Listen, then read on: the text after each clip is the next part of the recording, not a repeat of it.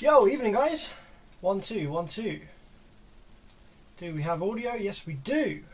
1 2 1 2. There we go. It's a little bit louder now. I think that's a bit better in your ear holes.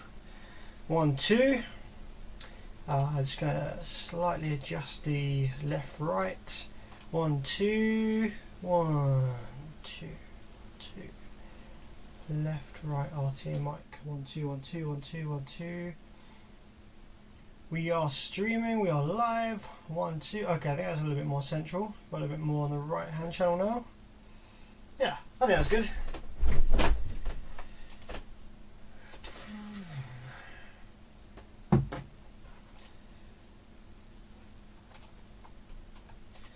Zoom in a little bit on this window. Zoom in on this window.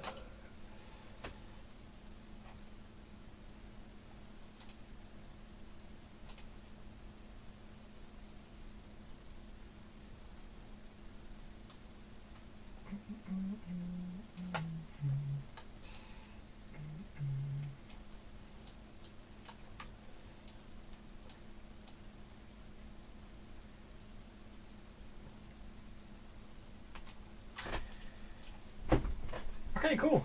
Nice. We are live. We are good to go. Check all the cameras work. That one works. That one works. Wait. Oh, hat cam doesn't work yet. Hang on. Let's get that cam running.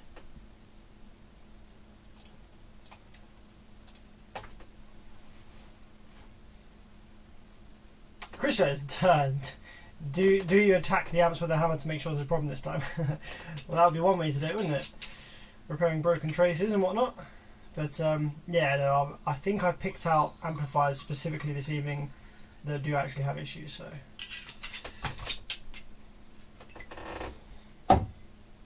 g'day mate, g'day mate, g'day Ryan, g'day mate. Hello Triangles. How's it going, James? How's it going, Hamilton? From Oak Ridge, Tennessee. Nice. What's it like out there at the minute? Pretty roasting, pretty chilly. Can't actually know where Tennessee is. Not actually too sure. Cheers, guys.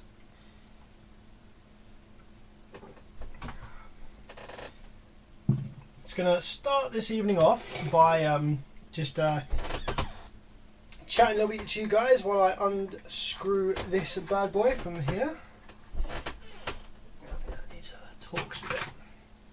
Snowing. Oh shit. I actually wouldn't mind some snow. Some snow would be pretty cool over here right now. We've just got like a random, like we've got kind of nothing weather. It's not super hot, it's not super cold, but it's quite chilly, but not mad cold. So it's not super hot, not super cold, and it's not snowing. It's just kind of, it's been a bit miserable and windy the last few days, really. Almost 2 foot of snow. Wow, bloody hell, man. Do you have fun? Do you have any fun with that, or is it like is it just a massive headache? Do you find that it's just like a pain in the ass getting anywhere and like, you know, like so some people really love the snow because it's good fun. Get a bit of time off work perhaps, playing outside in the snow. But some people really hate it because it just gets in the way of life. Can you put up a list of tools you'd use to fix amps? I'm actually halfway through editing a video right now where I talk about all the tools you need. So yeah, as soon as that's finished, I'll upload it and you'll know.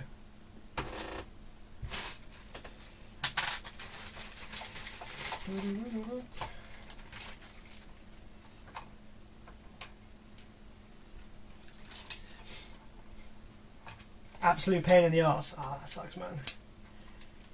Yeah, that's the thing. Different people will treat snow differently. I'm sure I'd find it a pain in the arse if it went on for long. In the UK, we tend to get snow and it lasts like a couple of days, maybe a week at absolute most before it disappears. So it's not usually too bad. It's a little bit of fun, a little bit of excitement, and then it just pisses off basically. I'm in the market for a decent 4-channel to push my door speakers. Anything you recommend? Like, the world is your oyster. There's hundreds and hundreds of different 4-channels that are great amps. Like, I don't know really. Depends what your budget is. Depends what's available. I always recommend buying used. I don't really like buying new. you pay a massive premium in price when you could get something that's been well looked after by, you know, an audiophile, some other guy who knows his stuff, knows his car audio, for a fraction of the price. That's just as good on the used market. So I always recommend people buy used, but be smart when you're buying used. So yeah, it just depends what's available really, how much power you need, what your budget is. Like I'm a big fan of Genesis amplifiers for sound quality, for SQ. They're fantastic amps, fantastic sound. I probably wouldn't go for like any of these Italian kind of designer brands like Mosconi, Gladen, that sort of thing.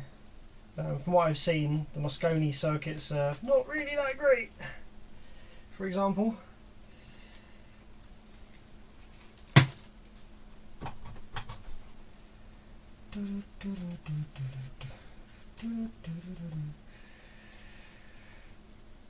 Greetings from Suriname, South America. How's it going? Greetings, my friend. About snow, you should look up A Southerner Moves Up North. Well, that's pretty much me. I moved up north when I was down south. So we're just at the moment, what I'm doing is I'm just taking all the screws out of this big beast. This is the same amp board that we looked at on a previous live stream that we did recently. The amplifier actually worked fine. The other one, this is the dead one.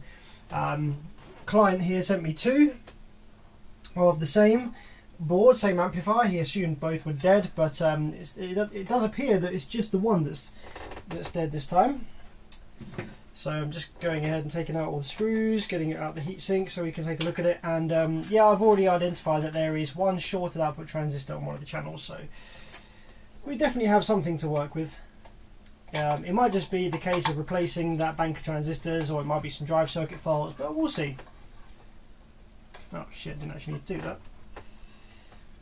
I've started unscrewing the RCAs, but I don't actually need to do that in this amplifier because the RCAs are on a little daughter board that doesn't need to come out. So let's screw that back up.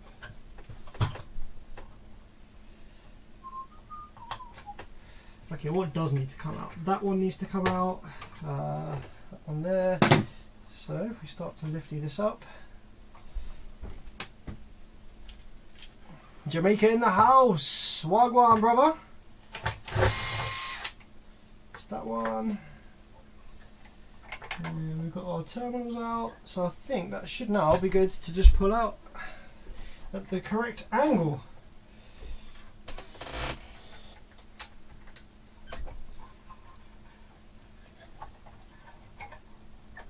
There's something, there's a hidden screw I didn't see down here in these capacitors. Like right in there. Can't even get my screwdriver in there. I'm gonna have to use something really thin to get in there. Didn't miss much. Just started taking a look at this amp. So you're good.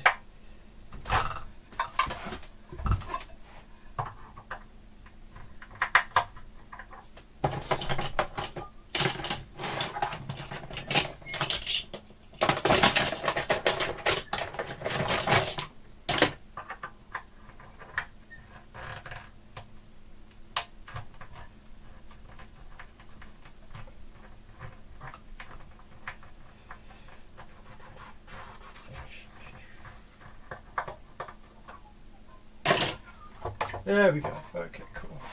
So now we can get this board out. This is one of the most flexible boards that you'll see.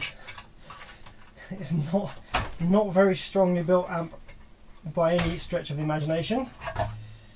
Holy cow, this is a piece of junk. Put that down there for a sec, get rid of the heatsink. Now, I'm pretty sure my guy said that one of these smoked, but not seeing any smoke on this one, not seeing any smoke on the other one, not seeing any like soot or signs of smoke. So check this out. Look at how flexible this board is. It's like proper flexi boy.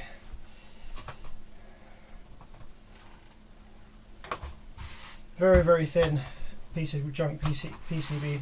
So this amp it's Class AB. So what we have is two channels, Class AB. We have power supply over here, power supply FETs here, and then more power supply FETs on the back just here.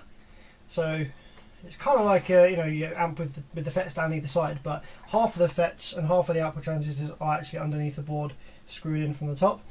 So half power supply under here, half the power supply on the top, and then output section we have over this side like this, with half the transistors on top here and half of them underneath.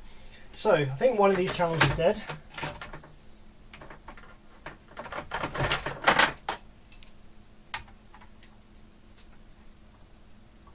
So we have, for some reason my snake cam isn't working. Let me get that up and running for you guys in a sec.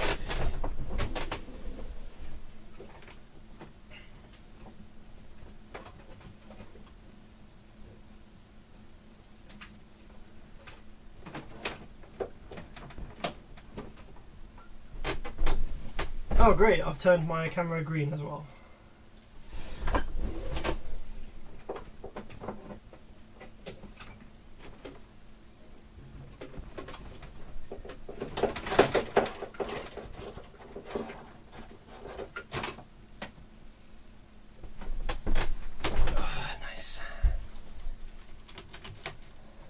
Any rumours of the Smart 8K? It'll take a long time. It'll probably be 2024 by the time that comes out, because they don't just take the Smart 5 and beef it up. They actually do it from scratch. So you know, it takes a long time to perfect a circuit design. So yeah, you're not going to be seeing it anytime soon. No? Trust me on that.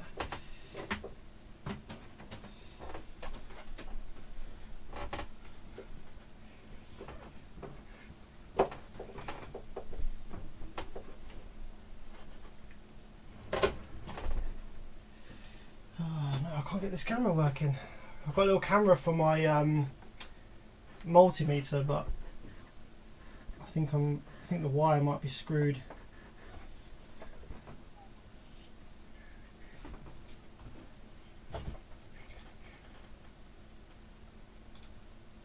Because it is not coming up.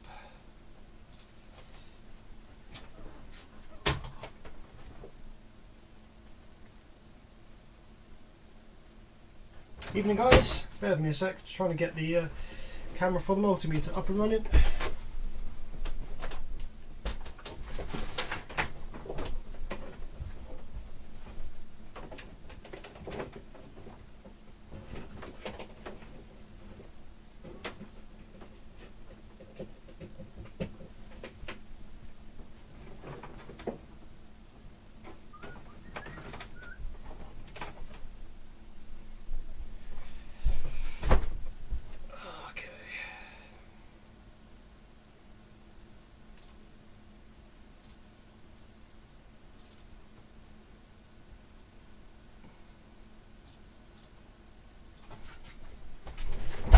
Hey! Finally! Okay, there we go. There is multimeter cam. So, yeah, we have some shorted stuff over here. So if we go ahead and check this channel, we've got about 20 on that one.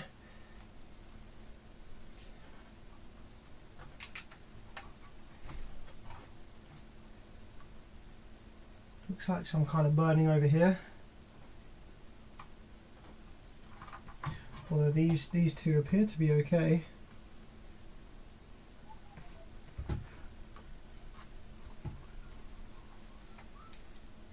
So it's just this one that seems to be bad, and I can see that we've got some issues with the camera here. One sec.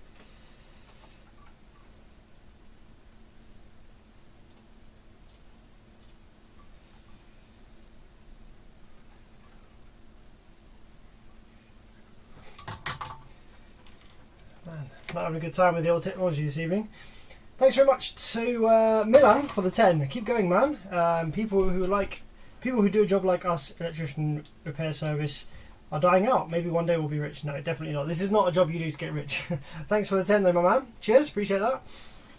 But yeah, there's not a lot of people doing this kind of stuff these days.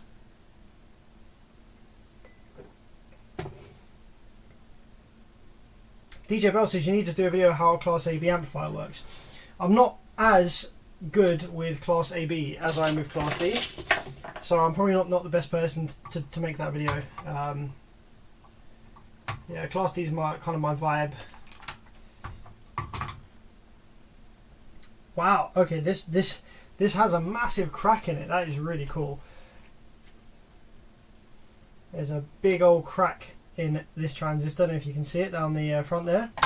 I might be able to get this off so we can take a look inside at the die, see what's happened. But yeah, it's gone crack, that has, isn't it? Properly gone. Taloko says you don't need money to be rich. That is very true, my friend. I feel very rich in, you know, just good vibes and happiness in my life. It's really, really good times.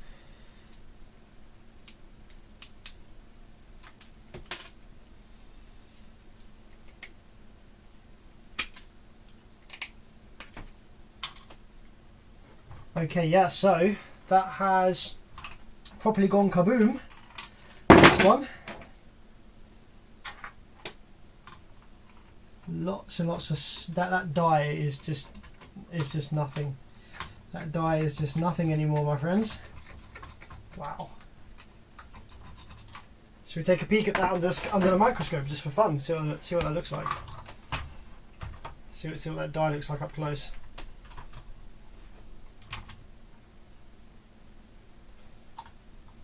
I can plug this into HDMI, but I can't be bothered right now. Okay, well, there's your problem, friend.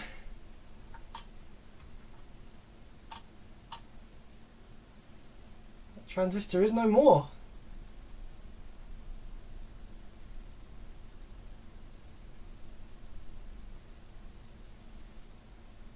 Nice. So, I wonder whether that was the only one that died. Let's have a look. So now we've cut that one out, I don't think there's going to be any shorts on any of the others from my memory. My memory serves me right.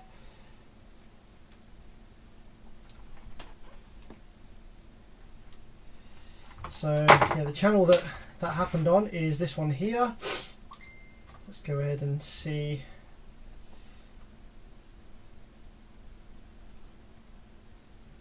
So these are looking like the correct sort of values for this side. Let's try the other side.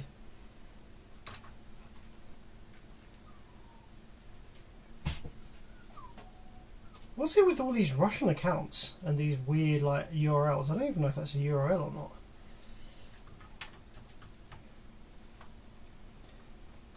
Okay, so from my experience, these amps, they like to just pop random transistor every now and then.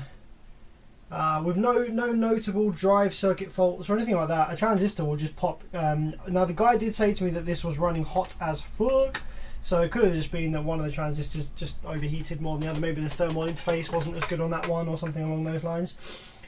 So what we can actually do is power this up and see whether there's any DC offset on that channel to see whether there's any drive circuit faults or any other leaking transistors on that side, just out of pure interest. And then what we're going to do is we have to order 1, 2, 3, 4, 5, 6 of these for this side and replace those. We could also possibly replace the NPNs on the. I think that's a PNP this side, if I remember rightly. I think we could have replaced all of the NPNs as well. That'd be good practice. So I'll give the customer a few different price options based on just repairing, replacing this bank or doing both NPN and PNP. But yeah, as we discovered last episode, these amplifiers are a far cry from anything that could be called SQ. So has this been repaired before? I couldn't really say. I don't think so.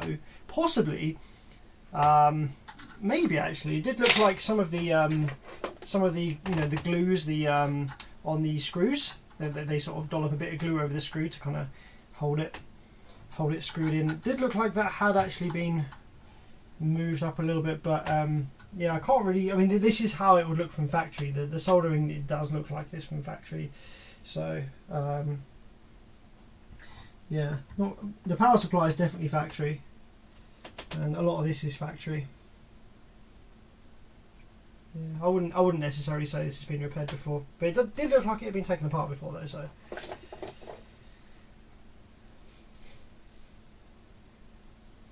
No, so I know it looks like that these traces are resoldered, but this is genuinely how they come from the factory.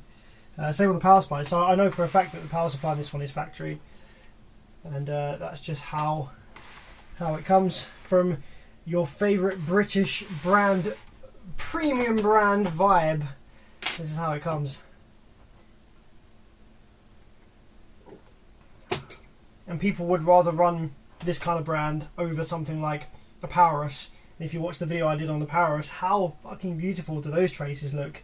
How nice is that assembly quality on those amps? It's absolutely beautiful. Nothing like any of this crap.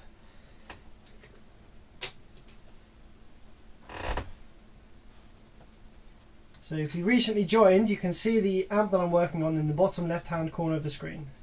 The current amp is updated. Okay, let's turn the power supply on, get some power to this board. And turn the scope on. And let's have a look and see what we have.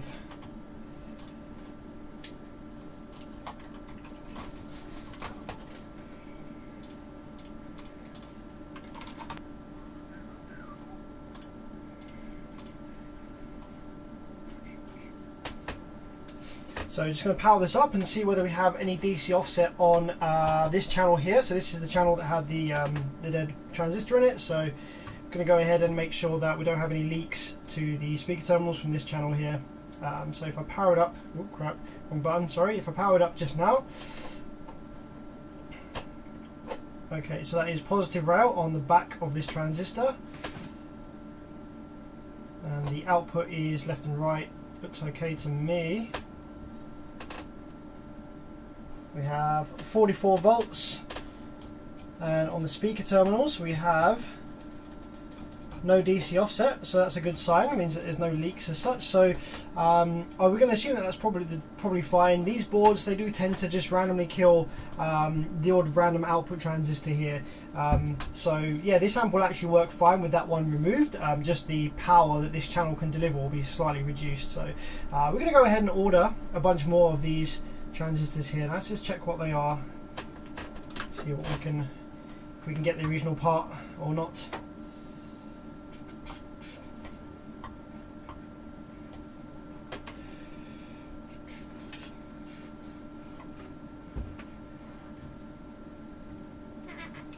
So this is a, what is this?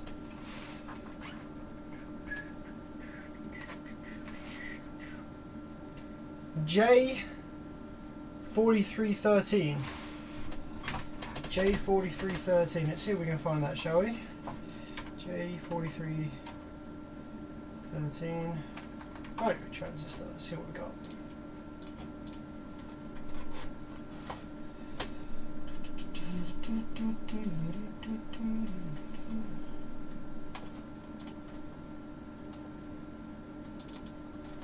So this is actually the NPN side that had the failed transistor. Is that the correct one? Hang on a minute. Yeah, J. Yeah, here we go.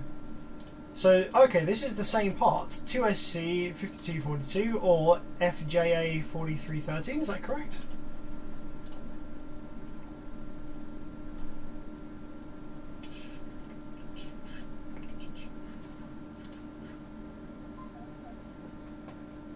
Looks like it, isn't it? 230 volts, wow, it's quite a lot higher than we need.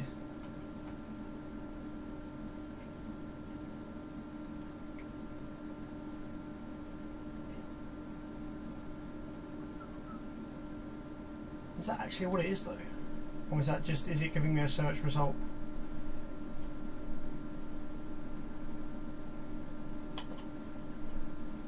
Yeah, that's what it is, FJA. Okay, so let's see whether we can source either this one or the other name for it.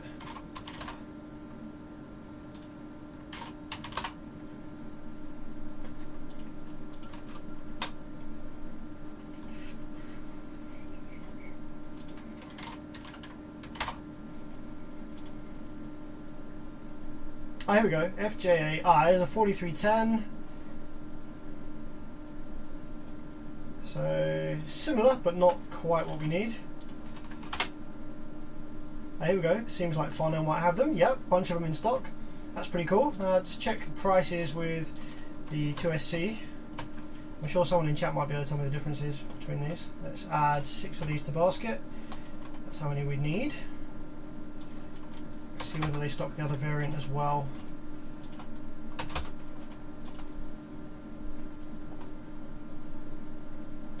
Yeah, looks like they do. So which is the cheaper one? Is there any differences in the datasheet between these two names? Doesn't look like it, does it? It's not like one is... Hang on a minute, here we go. Ordering number...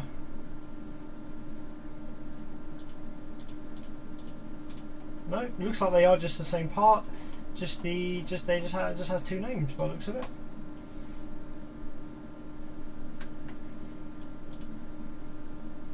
And this data sheet is the same, has two names on it. Cool. And how about 6 of them from this website?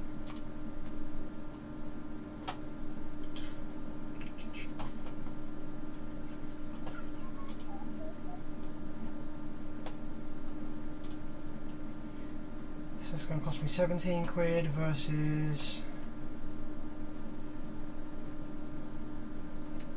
It's exactly the same price. I'll go with the original naming, why not?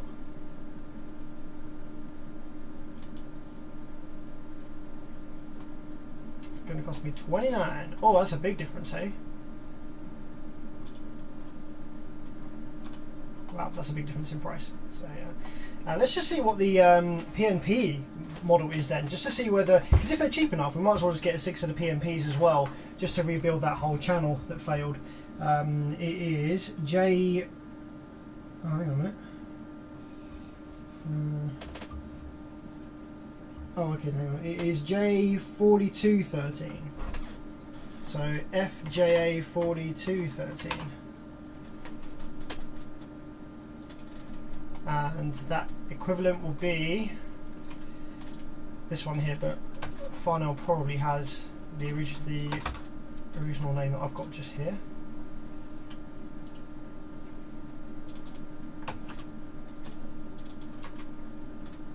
Damn it, why wouldn't you copy FJA 4213?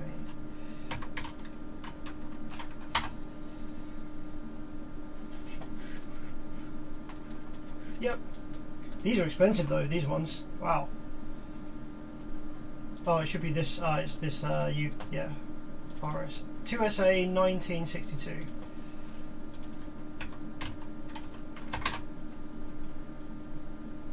Yep. Oh, there's only 5 in the stock of these.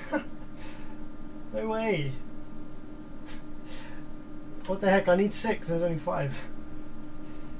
Oh, that's a pain in the ass, isn't it? Like, because I imagine from the same supplier, these will be like similar batch or similar date or whatever.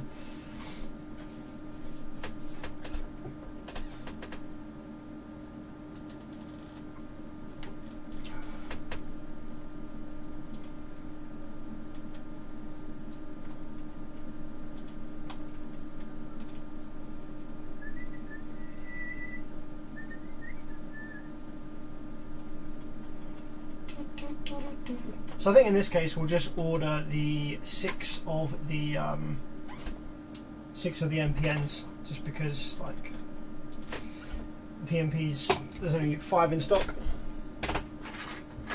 This I just so happen to have a spare, which I might do. I might have a couple of spares in here. What we got? Oh, there might be. In fact, what do we have in here?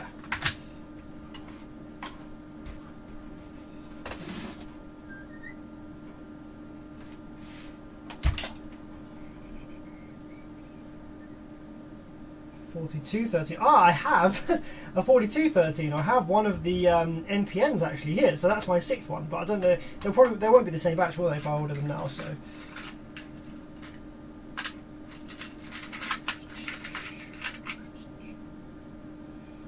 .4213. There's two of the NPNs. So these are not the ones I need. These are the PMPs. These are not the ones I need.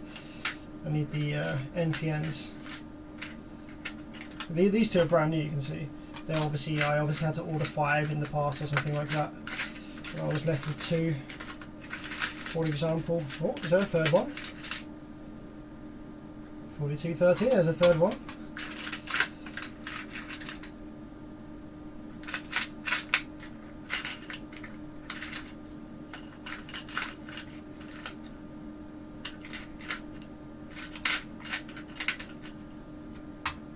Nah.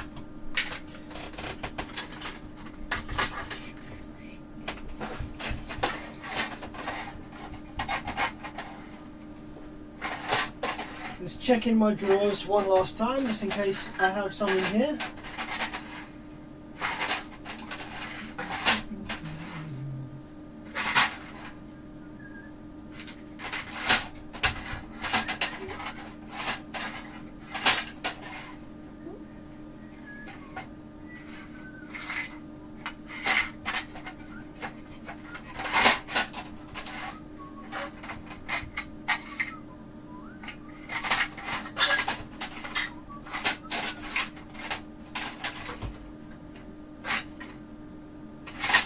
No, okay. Let's order 6 of the PMPs then.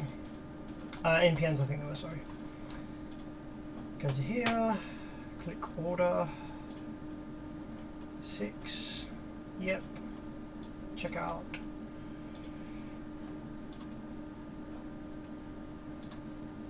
While I remember.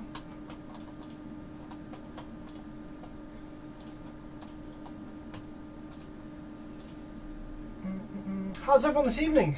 How's your week been? It's Friday, guys. Weekend's coming up. Tell me about your week. Tell me about something interesting you learned. Tell me about something cool that you did this week. I want to know about your week.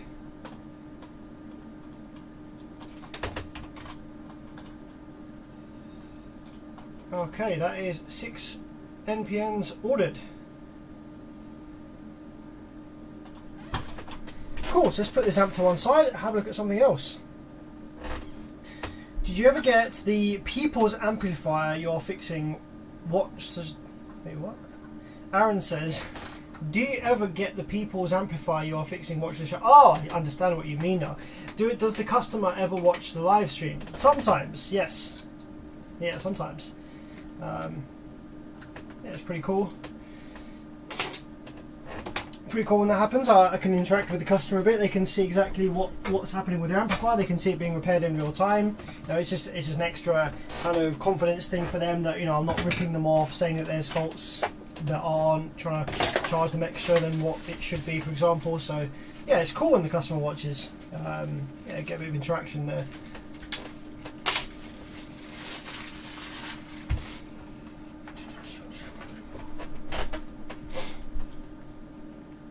I've seen those amps burn the transistors by the thermistor not touching the heatsink and not going into protection when it's too hot. Yeah, these ones were running extremely hot according to the customer, so that could have been what happened here. Yeah, 230 volts is massively overkill. What wine do you drink? This is Rioja. I like Spanish. I like Spanish wines. Riojas, Grand Reserve Riojas and stuff. I also like the old French Chablis. Yeah, in the summertime, white Pinot Grigios. What's the other one? Vino Sol. It's good in the summertime, nice and cool and crisp and fresh. But yeah, Spanish reds in the winter time and stuff, or with dinner.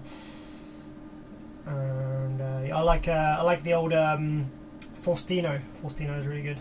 That's really nice. That's a bit bougie, that is. Thanks, Paul, for the 5, my dude. Thank you very much for that. Hope you're doing good. Is all the streaming a New Year's resolution, or the newly single life? No, not the newly single life. I'm happily living with the other half, and it's fantastic. But yeah, I just kind of thought I should probably stream a bit more. I've got a bit more time now as well. The few months leading up to Christmas were really busy. So I recently moved in this place in the springtime of 2020. So naturally, it's been really hectic. Getting the house how we want it and stuff. And doing repairs, making the workshop how I need it to do the repairs and stuff like that. And then October and December were so busy. So now that's over, I can jump on, do some more streams with you guys. Do you still have a subwoofer in your car? Yeah, so I have the van, the base van, which has 2 DDZ, the Z415s. And in the Proton I just have some random prototype sub that some company sent me to test that I've just whacked in there and not taken out because it sounds fine. But the Proton's an SQ car, so it's not really super sub focused. You know, it just picks up from like 25 to 50, and honestly, any sub will do that, and you won't be able to tell the difference between what it is. So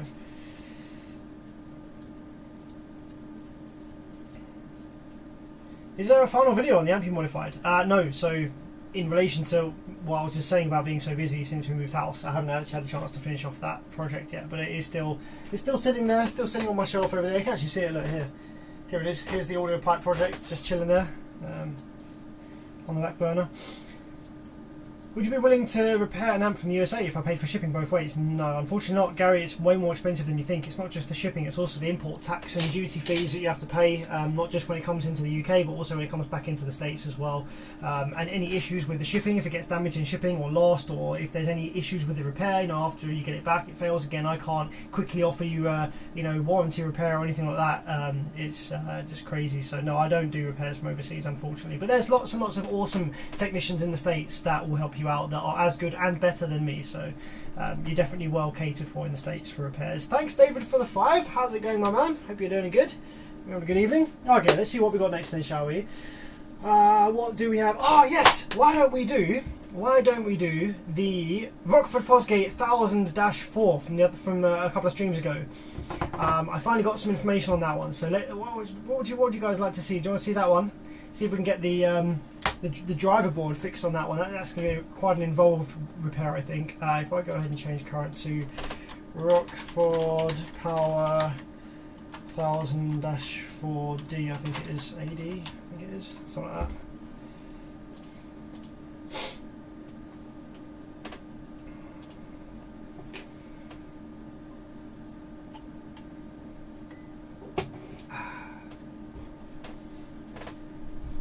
Okay, let me grab the Rockford.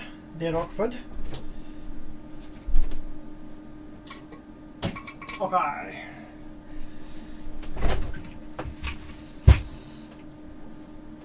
Who remembers this one then from a couple of streams ago? So I actually trimmed down the excess plastic on these headers, and just about managed to get these to stay in place if I don't touch them. So I haven't actually tried powering this up yet in the headers like this, but we're going to power it up, and we are there. Now the issue with this amplifier, if you weren't here before for this amplifier, this Rockford had drive circuit issues on one of the channels. I think the driver failed.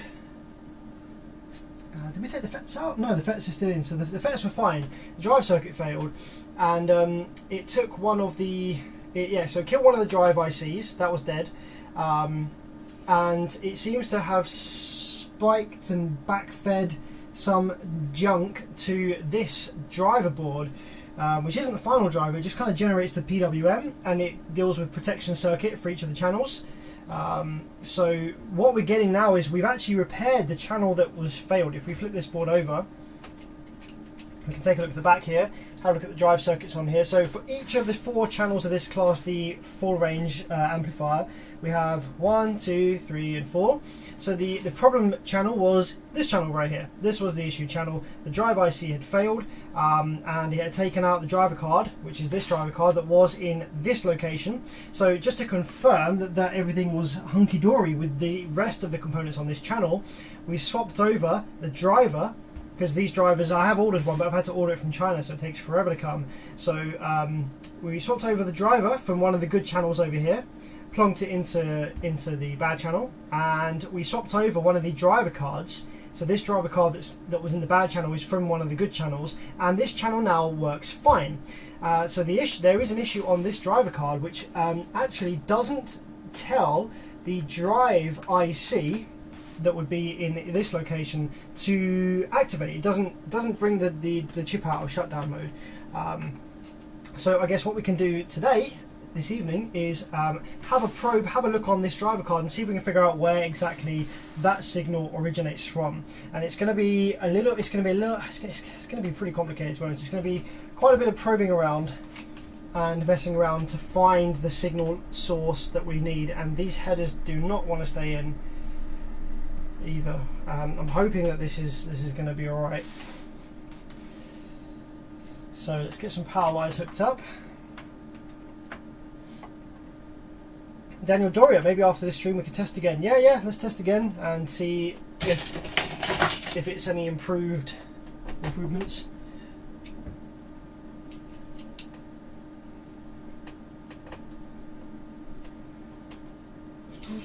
I'd love to see a Rockford Prime repaired. I've repaired Rockford Prime in the past. They're nothing special. They're just really generic circuits. So you can find a very similar, you can find a repair that I've done of the same circuit just under a different brand name.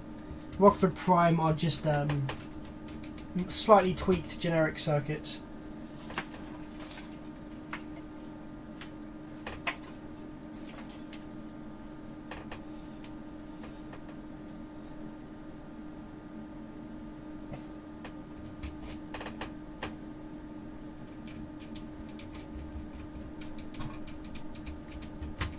Power into here, shall we? Okay. So I think we're good to go. I think that's all plugged in and staying in. So what we need to do now is power this up. Now I need to take a reference from one of the good channels. So we're trying to find where the there's a signal that's sent from this board that tells the drive IC on the back of this PCB to activate, to come on out of shutdown mode, which isn't being sent at the moment from this driver card. So we need to try and figure out which component is responsible for that, what the component pathway is for that, and replace whatever stuff is bad. So I think what we need to do is take one of the good driver cards here that we have as a reference, probe one of the good ones to follow some of the signals through, and then follow them on the bad driver card and see if we can see a pattern, see if we can see what's missing on this one but it is present on one of the good ones. So let's just remind myself which pin it is we are looking for. I think there's a transistor, because I do actually have a schematic now for this PCB, which sadly I can't share with you and I can't show you on stream because it was given to me under strict confidence. So I'd love to be able to share it with you, but unfortunately I would piss off a lot of people if I did. So we're just going to have to use the schematic, but I'm just going to have to kind of tell you what I'm doing. So from what I remember, this transistor up here, tiny little SOT23, has continuity to the pin that we are looking for. I think it's pin 2 down here. This is going to be tricky. Yep.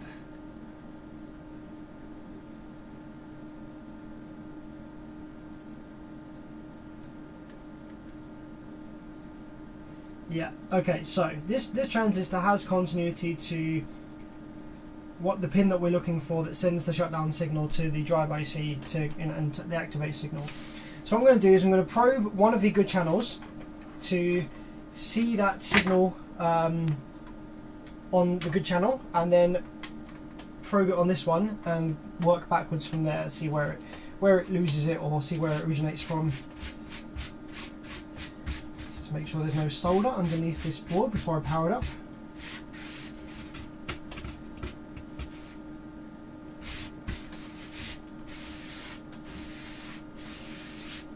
Yo, what's up, bro? What happened with the tiny 400 watt ohms amp? We fixed it, easy. I think I showed you it working. I think I showed the repair on stream.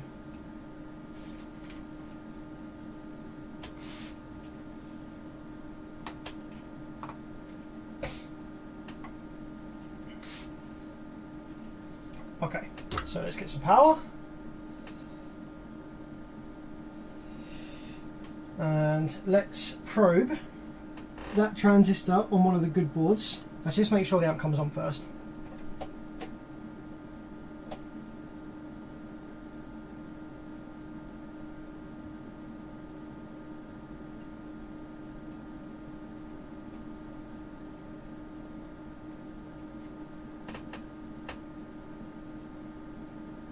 Okay, there we go. Amp does come to life. Alright, awesome sauce. So now if I probe one of the good driver cards just here, we can see what that looks like on the scope. So we have it referenced to negative rail, so powered up, and then that should, yeah, that goes down to from 40 volts, it comes up to 29 volts to activate the output section, this channel. So now let's probe the other two legs of that transistor. So we've got a tiny little SOT23 transistor. I wonder if I can zoom in and show you a little bit better. I know it's really hard for you guys to see this. Zoom in a touch. because it's all on the side of this PCB here. So tiny little transistor. So that's the one that we're looking for. That's the 40 volts that goes up to 29. Now, does that do it on any of the other legs? Let's have a look. Nope. So that's the one that it's referenced to. And how about this one? 20. No. Okay, so I don't think the signal originates from there, but we have 20 and 20 on the other two legs of that transistor. So now if I go ahead to our bad card, we just want to make sure that we have the same thing on this one. So we're looking for the same thing on this one.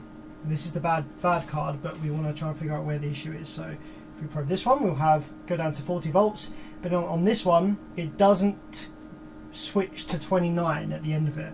So if I probe these two, we have 20 and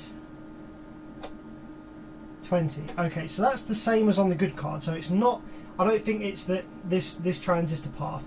There's a lot of things that are connected to the pin of this driver card that are connected to the same place. So I don't think the issue is originating from here.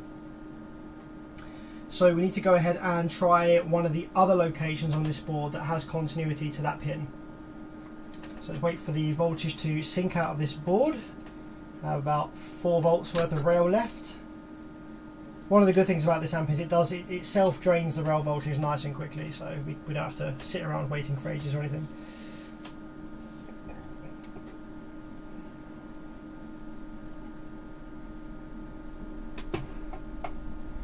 Okay, so what else has continuity to this part? If I remember rightly from my schematic checks, there's a capacitor. Actually, there's something over here.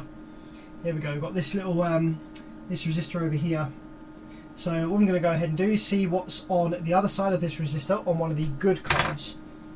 So let's grab our oscilloscope probe again, and let's have a look at that resistor on one of the good cards. It's under Q30, just over here.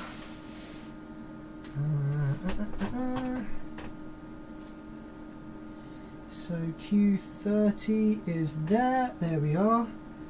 So we are looking to probe just in there. Q30 R23. I think it's R23, isn't it? Yeah, R23, the top one.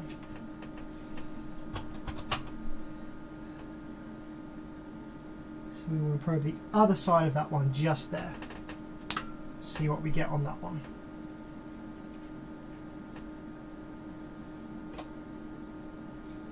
$42,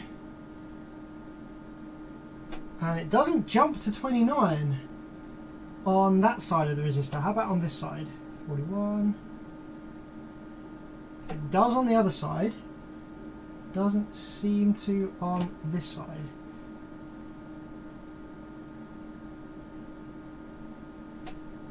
No. Okay, so it's not originating from there either.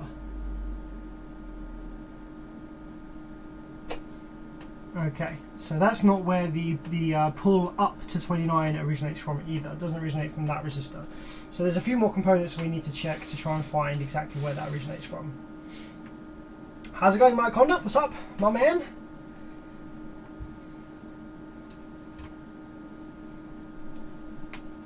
And the other components that we need to look at, I think, are on the flip side of the board. So if we need to flip the whole thing over, it's actually going to be a bit of a pain because I can't quite get to that. Yeah, let's flip that over.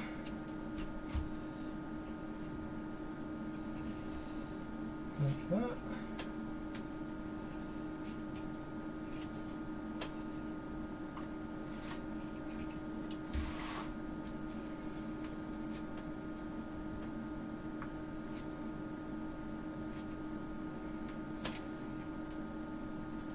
Jordan, thanks for the 20, dude. Thank you for helping me set up OBS. Anytime. I don't actually remember helping you set up OBS, but thanks for the really kind generosity. 20, that's quite a lot of money to send a random guy on the internet. So thank you very much for the 20, dude. I'm glad you got it working.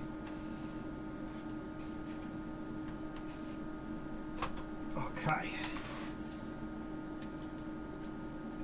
So pin 2 of the bottom one.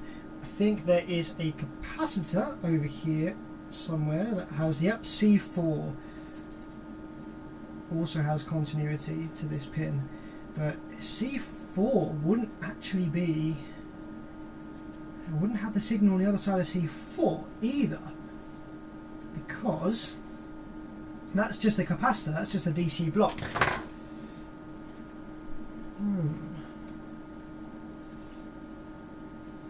Let's power it up and see.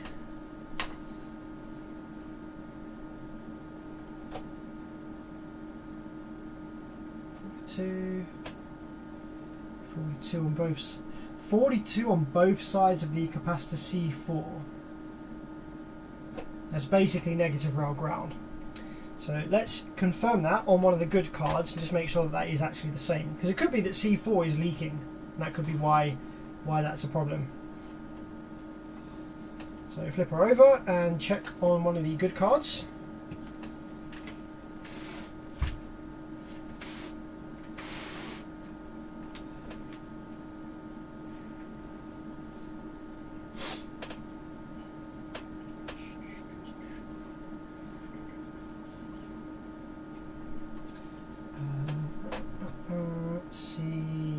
What was it? C4, which is just over this side. C4 just there. There we go. Let's have a little check of C4.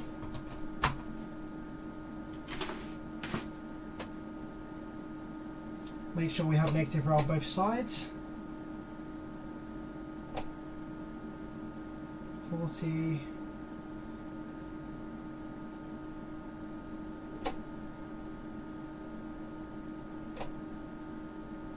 You know what's interesting actually is these good cards, right? They have 42 on, like, as negative rail, but then on we only have 40.9 on the other side of that leg, whereas on the bad card we actually just seem to have 42 everywhere, it seems. So like whatever's generating that isn't doing anything at all. Oh no, it does 40.9. Oh, and it jumps right up to 42 as soon as that. Yeah, as soon as that comes to life, it jumps right up to 42. So it starts off okay, but then it goes straight to negative rail.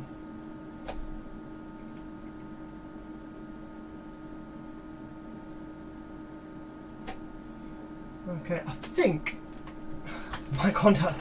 Thanks for the 20, dude. Salute. Take it in the lesson. Thanks very much for the 20, Mike. You always jump on the donation. You don't have to do that. Thank you very much, dude.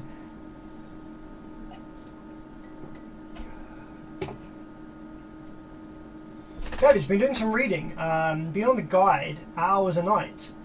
Did you get my email? I now got the guide to work on Windows 10. I don't think I did get your email, actually. Did I get your email? Oh, was it the one about how to get Flash Player working? I did get. Did I not reply to that? I think I replied to it. I must not have hit send. I think I've still got the reply saved in my drafts. Sorry, dude. I did see that, and it was really interesting. I actually shared the information there in that email with another good friend who couldn't get Flash Player working. So that's really, really useful. Thank you so much for that.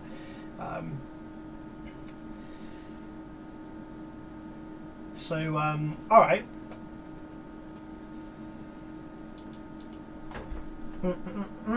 So those are the main three things on this driver card that are connected to the activation pin. Activation pin on this driver card is this second one in here. It's this second one along on the bottom row. So that's where the activation signal comes from this driver card. That goes to the driver chip to tell the driver chip to turn on, and we're not getting that from this driver card. So I think we've actually checked with our probe and our our oscilloscope all of the things that have continuity to that, and I don't really see any differences between one of the good channels and one of the bad channels. Not really seeing anything different. The thing that I'm interested in though is this transistor up here, Q52. That seems to be really the only logical sort of pathway for this signal to come from. What I'm going to do is I'm going to turn it on again. I'm just going to compare readings once more from a good channel to this bad channel on Q52. Just up here. So this is one of the good channels. If we probe it, we get negative 40.9 to start with, which is the same as what we have on this one. Yep, that starts off correct. And then as soon as the amplifier comes to life, that drops down to 29. Like so. However, on the bad one, it doesn't drop down to 29. In fact, it kind of locks itself at negative rel at minus 42. So the other two pins of this transistor then are 20.5. So when the amp starts up, it's 20. Here we go. There's some slight difference here. So I'm probing one of these pins, right? And these tiny changes can make a big difference. So when I probe this pin, we start off at 20.7. Then when the amp activates, we jump down to 20.5. It's only 0.2 of a difference, but that might actually be what is turning this transistor kind of slightly on to pull that voltage up to 29. So 20.7 and then 20.5. So let's check that on our bad driver card on that same pin. Oh, we actually have 21 here. 20.8, 20.5. Okay, now that is actually dropping down to the correct value. Oh shit, wait, what the fuck? 29? No. Oh, never mind. I'm sure we just had 29 on there. I'm sure I just saw it. 21.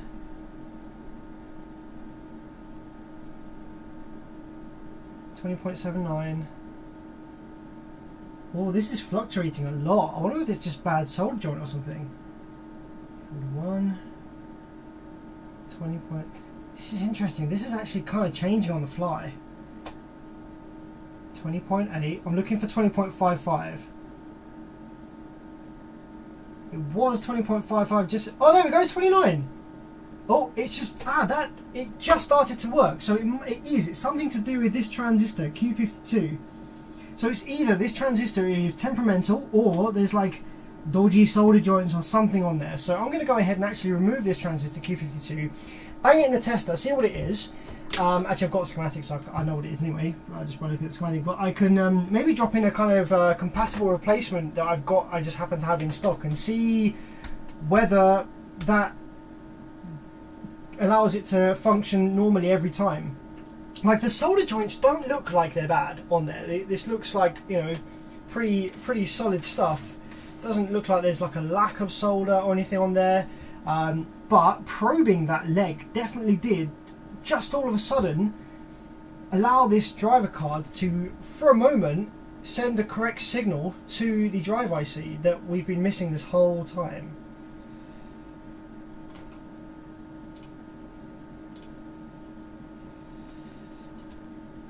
Let's just take another look at that. Let's just take another look at that for a sec.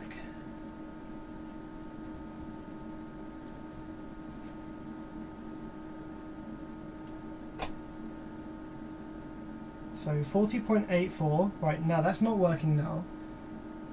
20.9, 20.5, 20.9.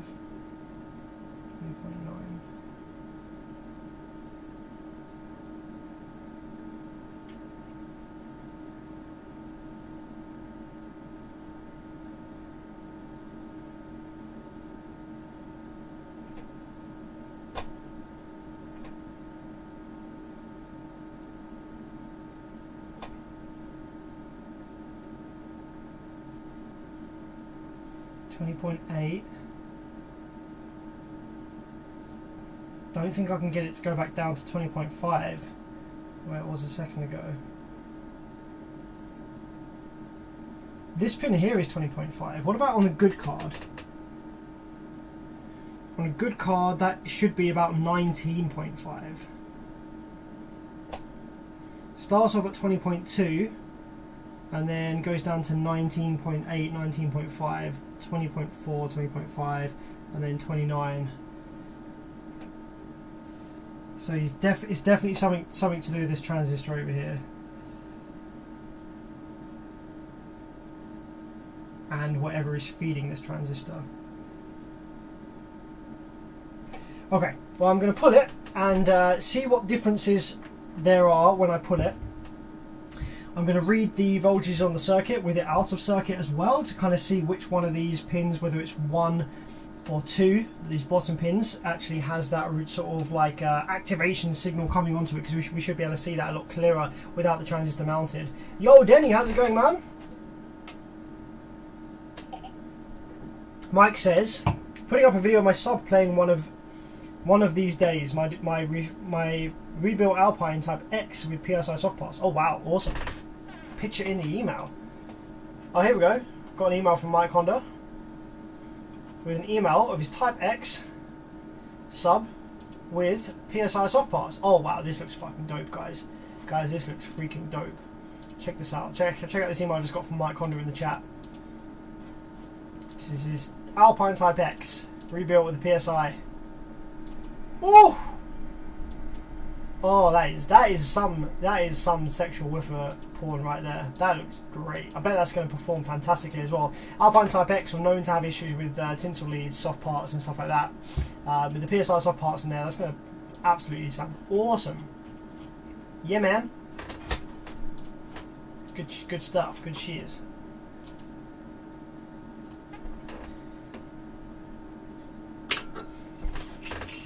Alright, let's pull that transistor. Pour some wine first. This one's gone off a little bit. Have 2 of them. Nice. Good shiz, my man. Good shiz.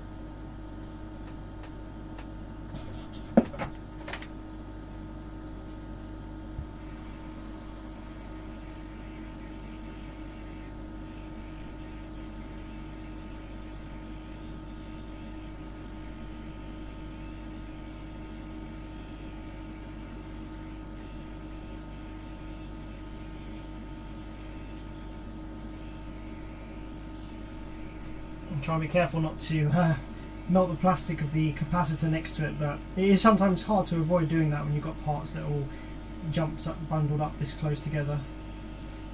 Sometimes you will just deform the plastic a little bit on the capacitor. That's okay. There we go. Okay. So let's bang this transistor in the tester. Now I've actually got a sneaky suspicion that this transistor is actually going to be fine. I think the issue might be a bit further downwind on the circuit, but let's just see.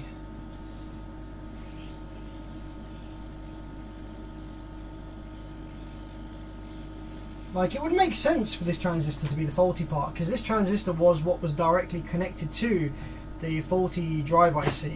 So, like, this is the first thing that would have got hit by any spikes coming off of the faulty drive IC. But I don't know, I've just got a funky feeling that it's going to be further downwind. Might have even been something from this that killed the drive IC in the first place.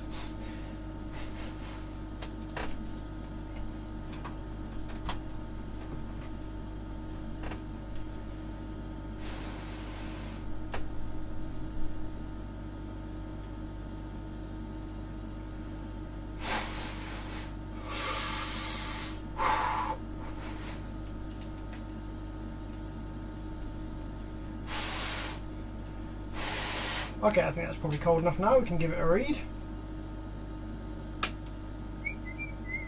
Yeah, so this part does read fine. BJT, PNP. 19198 with a HFE. So that part does read okay. PNP or PNP transistor. So now that's out of circuit. What I want to do is I want to power it up again. I want to see what is on these other two pads here. I want to see whether we have any clear kind of shift in voltage when the amp tries to activate the drive IC from this transistor here. So let's go ahead and probe the output here. Just kind of see what that's doing now that we've removed the transistor. So 42 straight up. Amp wants to activate, so we're still at 42. So if I turn off, come back on, so we have 20.88, and doesn't really change much. And on the other leg we have nothing. Oh no, wait, 10.8. Okay. Now what I'm actually tempted to do right here is actually go ahead and remove this transistor from one of the good working driver cards and compare these two voltages that we've got. So we've got two voltages on these two pins. This is the output pin that goes to the drive IC that activates or deactivates the drive IC. So we've got two different voltages on here. We've got this one here, which is negative 20.8. On one of the good driver cards, that goes down to about 20.5 when the card is active. And over here we've got a 10.8. And something tells me that that's not... Something tells me that that one's the issue. Well, a sneaky suspicion that that one might be the fault, might be the issue. So what I can do is I can maybe just go ahead and remove the transistor, that same transistor part, from one of the good driver cards. And see what voltages are supposed to be there on a known working driver card, and just to see how it behaves as well with that transistor removed. So if we go along to one of the working ones, it's just going to be here. There we are. I know you can't really see it. I wonder if I can change the angle slightly of this. Slightly. So the transistor that we want to remove is going to be right here. So I'll put a little flux on there. Actually, I'll probably stand this up.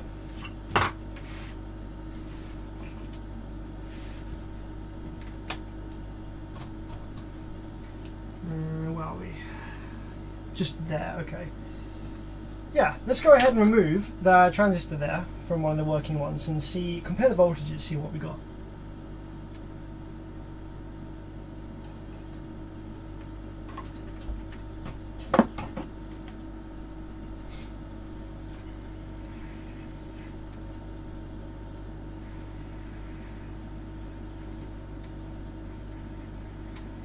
Let's remove this sticky label first so it doesn't melt in the process. So we'll melt a little bit.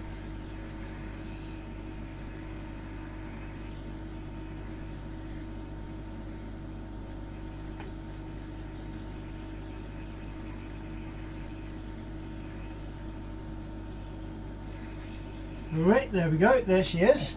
Okay, let's pop that safely on the transistor tester. Remember that both of them are on there. There we go. Okay.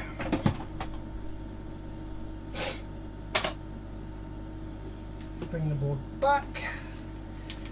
There we are. Let's push these test leads back in a little bit. There we go. Test leads. Okay. Cool, so now we have a good working driver card with the transistor removed and a bad one. So what I'm going to go ahead and do is power up the board again and see what voltages we have on the good working one at those pads. So that is this one right here.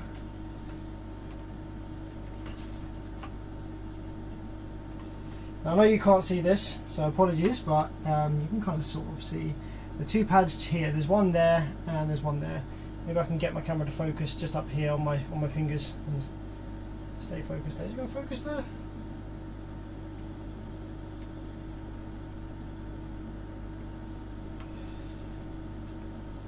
So let's go ahead and power up.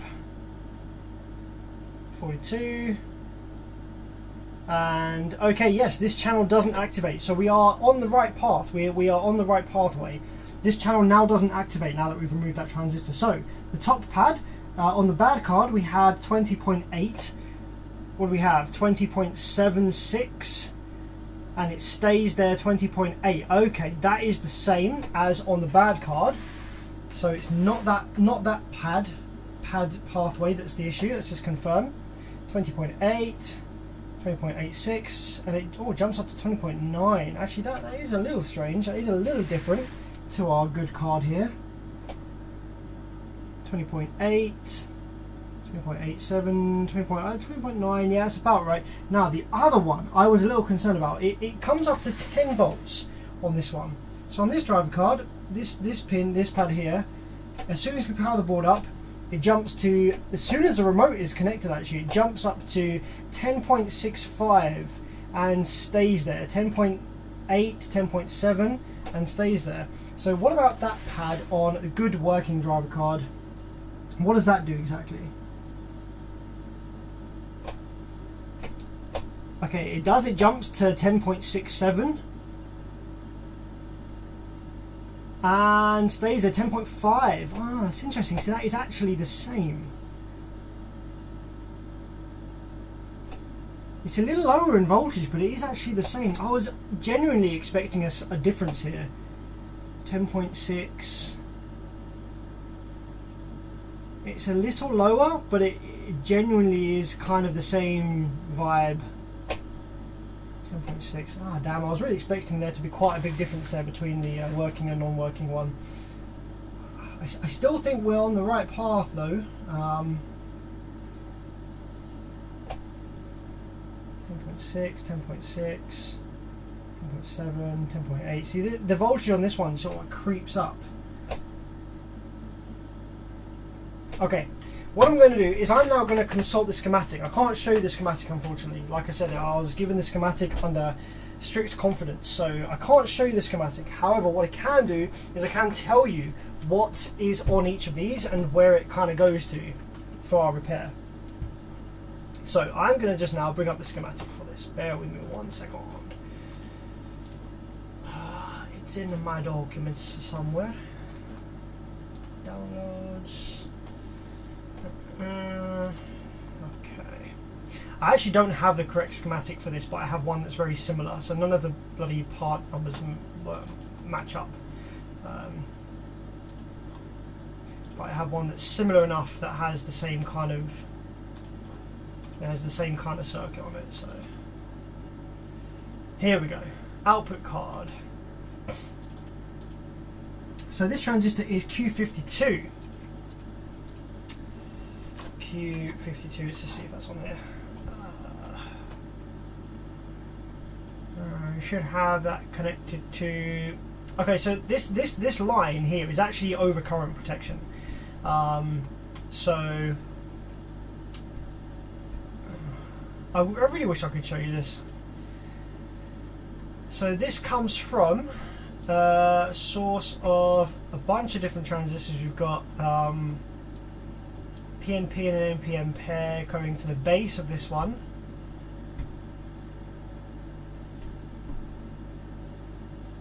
Which is coming from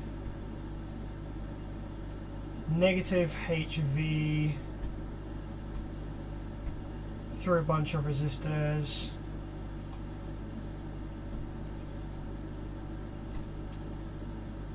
So there's nothing really going there.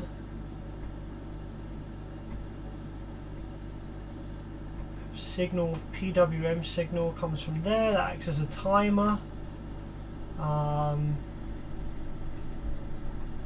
Okay, how about this one? PWM comparator.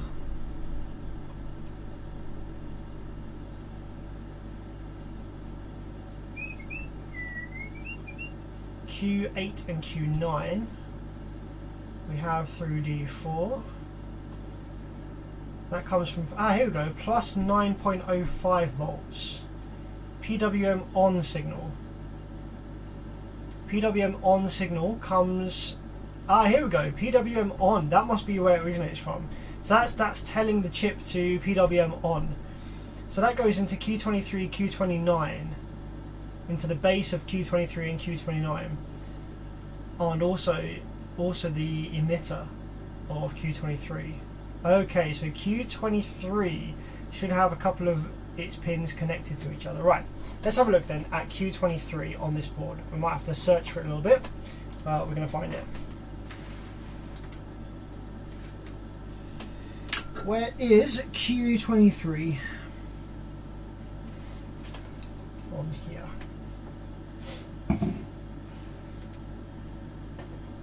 Q30, Q32,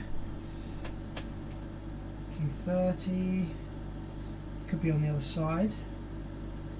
Where's Q23?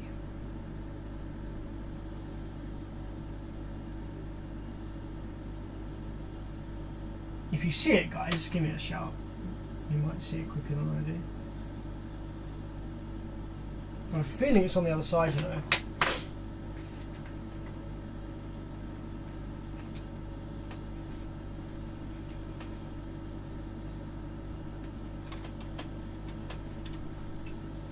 Q10, Q18, yeah, it's probably going to be on this side.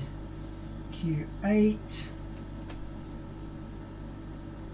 Q1, Q36, Q28, Q22, 27, 12.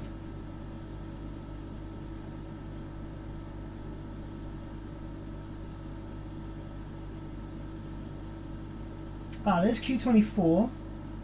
Ah, there, Q23, excellent. Right, there's Q23. So, these legs, there we go, those two are connected. So this is our PWM on signal. This is our signal that I think is going to tell the drive IC to turn on. So we want to make sure that that is actually being sent. And we want to compare that to one of the good channels. So, let's power it up and just see what we have on these two pins here. For PWM on Q23. So it's these two pins that are connected, so it doesn't matter which one I touch. So Q23, top pin, what do we have? We have 10.6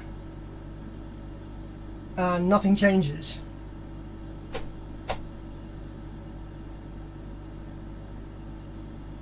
Okay. And on the output, 11.1, nothing changes. Right, let's compare that to one of the good cards. Q23.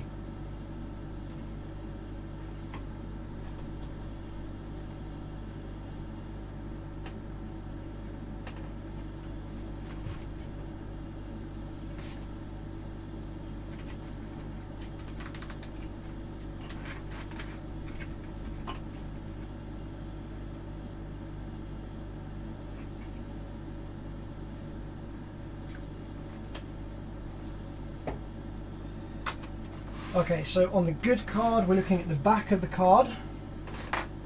Q23 is, where is it?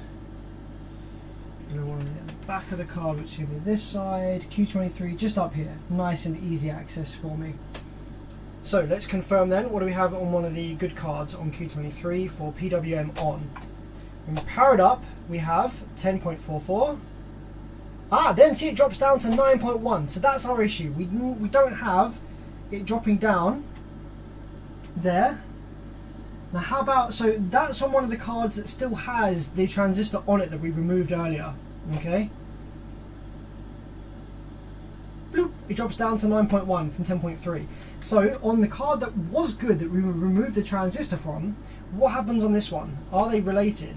10.4. Bloop, yeah, 9.1. Awesome, so that's our problem. We're not getting, on this drive card, on Q23, we're not getting that little drop to 9.1 volts to tell the chip to turn PWM on. That's the issue. So we have honed in on the missing signal. I'm so glad that I actually can now visibly see an actual difference, an actual missing signal. So on this drive card here, on this card, we don't have PWM on signal dropping from 10.3 to 9.1. That is our problem. Awesome. Right, let's just confirm that. I'm just going to flip this board over once more. I'm just going to see that again with my eyes, just to kind of confirm.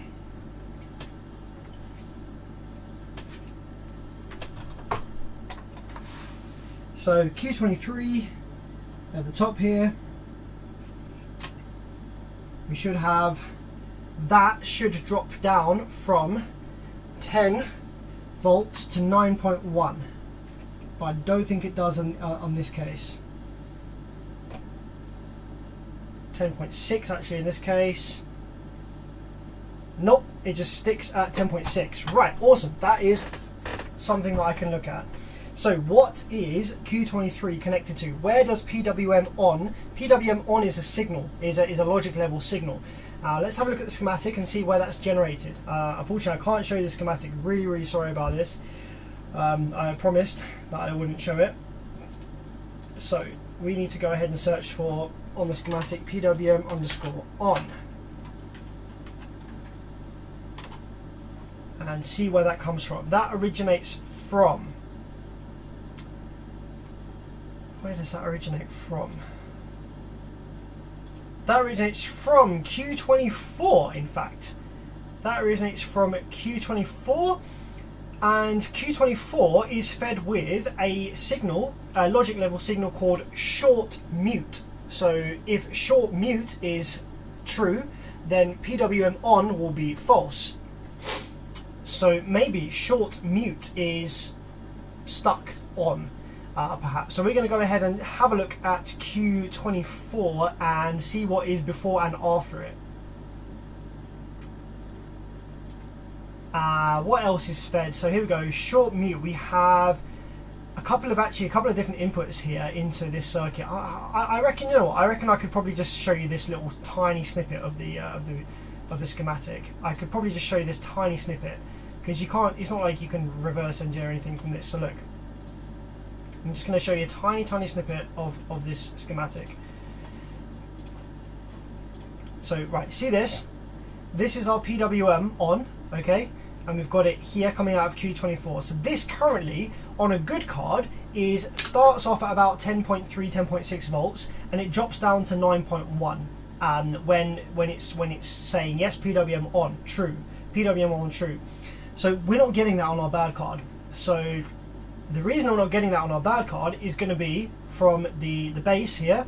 There's going to be something on here that's not shifting. So as you can see, injected onto the base of Q24, we have a signal short mute. We also have some stuff coming up from AD mute as well, and that's it. JFET mute is an output. So it's either going to be short mute isn't going false, or AD mute isn't going false. One of these is showing true. Maybe D5 is bad, is leaking. We could also have, so we've got 10 volt supply coming from here. So 10 volt, 10 plus 10 BY is coming from there. We have short mute there, so that's going to be high. So that's going to probably pull it low, I reckon. So that should maybe get pulled low, and we have that there, 10 plus 10 BYs there as well. Onto Q2, Q3. So I reckon that is, yeah, it's either going to be short mute or AD mute that is the problem. One of these is staying as true and not going false. So yeah, it could be one of these resistors is bad. Could be D5 is bad. Could be D6 is bad. Could be that Q2 or Q3 are bad. So the issue is going to be around here somewhere. Let's have a look at what some of you guys are saying. Talking about boxies.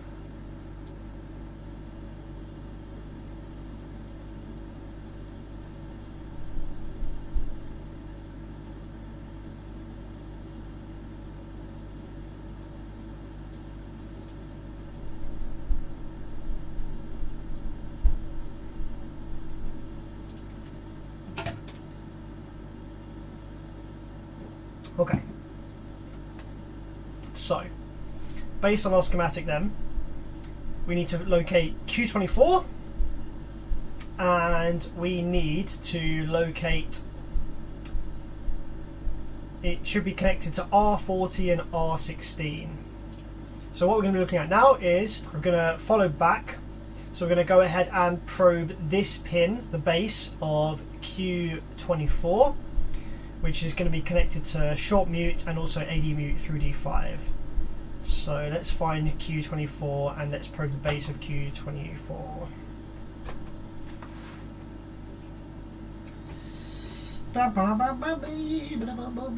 Q24 is just there. Nice. So Q24.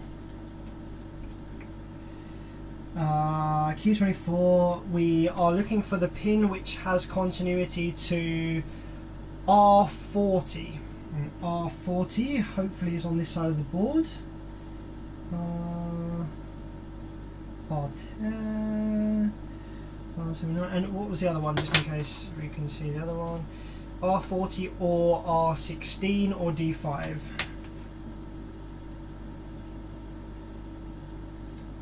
Here's D6. Here's D5. Okay. So yeah, I think it had continuity to D5, didn't it? So we can find out what pin it is from that. Yeah, D5. Yeah. Okay, great. So Q24 and D5, you are friends. You are holding hands somewhere. Let's see where you're holding hands. So it's not that one.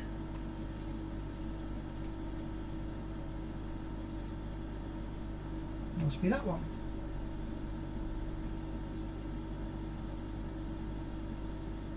Okay, it's cool. So it must be this top one here, Q24. So that's the base then. Base is 1. Base is going to be pin 1 by the looks of it. That's connected to D5, and we should also have continuity to R16. Is R16 up here somewhere? Or is R16 on the other side of the board? R16 is just here. Yep, there we go. There's continuity to R16. Excellent. So let's have a look and see what is on Q24 with the board powered up.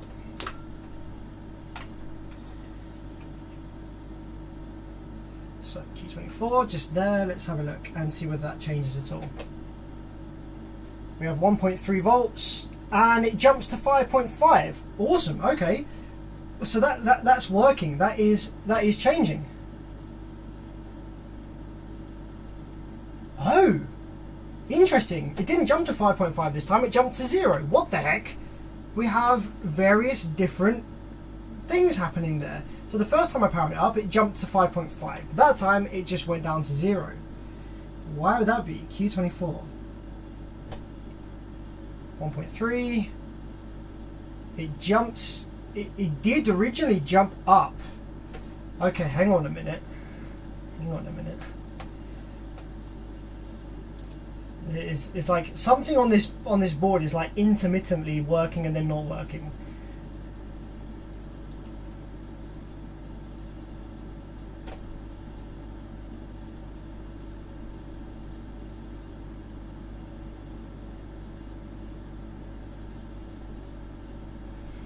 So the output of Q24 here, which is PWM on.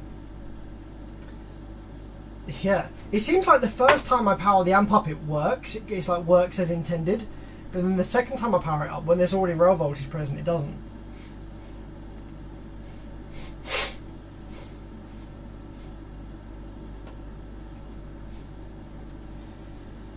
Right, let's let the rail voltage sink out the board for a minute. Let's just let the rail voltage sink out the board for a minute. So we're going to turn it on like a cold start again in just a moment.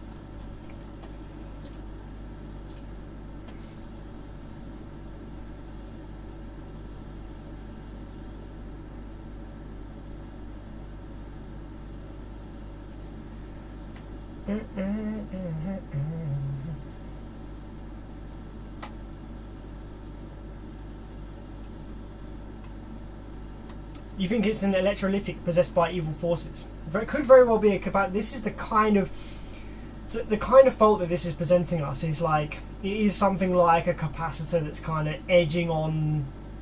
Well, it's something. It's not something physical. It's something made up of like silicon. I reckon it's like something where the silicon is like it's like spastic inside, and it's like sometimes it kind of works and sometimes it just fucks doesn't.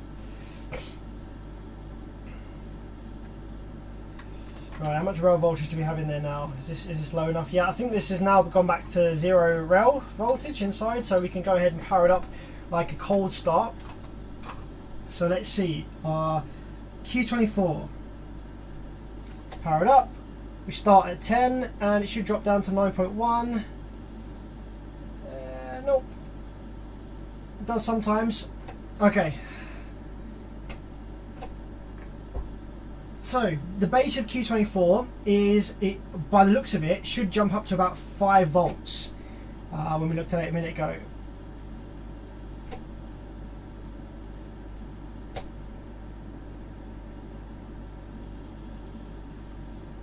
Which it is not doing. We can confirm that by looking at the voltage on Q24 on one of the good cards.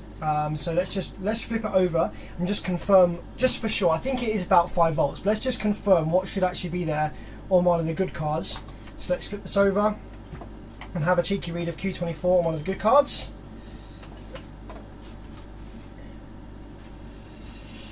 So that is on the back of here. Q24, where are you again there, my friend? Q23, Q24 is on the back. Q24, there you are. Okay, so what should be on Q24?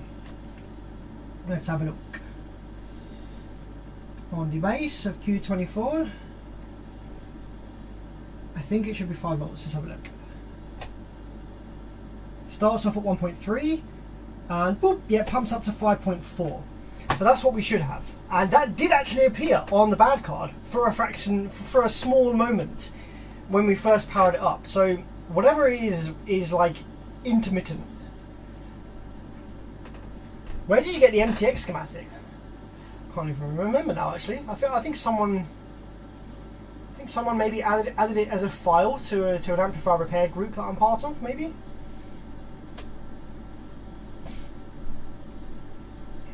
Have you? Okay. So that's confirmed that signal was missing. So let's flip it back over, plug it back in.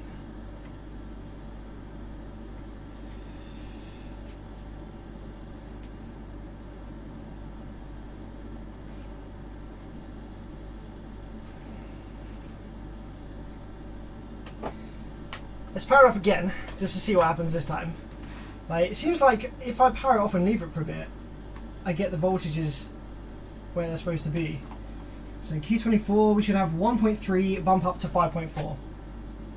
Oh, 1.3, it's going to work this time. Oh no, it bumped down to 0 again. So yeah, that's not working. So it's something on this path. So let's take another look at this quick schematic. So, is it short mute or is it D5? Is it something D5? So let's have a look at AD mute. Let's have a look at AD mute. Actually, you know what's interesting?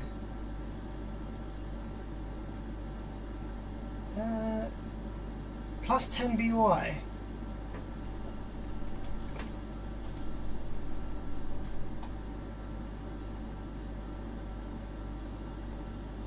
We should have 10 volts there at some point. Like that's like a, is that a supply or is that an output? No, that's an output, isn't it? Plus 10 BY. Is that like a saying? Where does that come from? Plus 10? No. That plus 10 BY, and we've got plus 10 and minus 10 BY. Is that that's coming into that circuit, isn't it? Yeah, that's coming into that circuit. So we've got 10 volts coming in, R16, that's quite a high value. We also got it coming in here through R9. It could be that one of these resistors are bad actually, it could be. So basically the voltage isn't getting pulled up. So the issue is that the voltage on here isn't getting pulled up to 5.5, 5.4. So if the voltage isn't getting pulled up, it could be that R16 or R9 are bad. Because if they're bad, then they'll prevent this 10 volts from allowing, getting pulled up to 5.4 through whatever these transistors are doing. But I want to see what's on AD mute here. So let's have a look at D5. So if we look at D5, we want the side of the dual diode that isn't connected to D6. So first of all, let's find what side of the diode is connected to D6, and it's going to be the one that isn't connected to D6. Oh shit, sorry. Yeah. So D5, it is D5.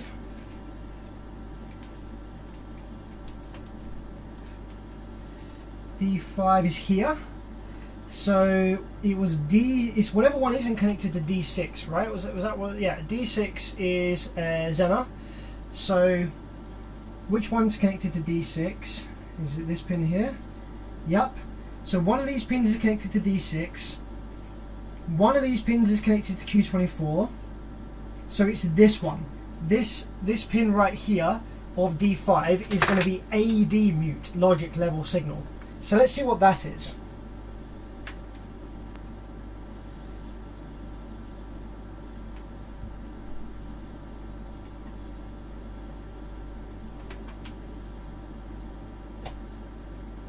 Starts off at 0.7 volts and boom, bumps up to 11 volts. Just to see what we have on our Q24. That's still nothing.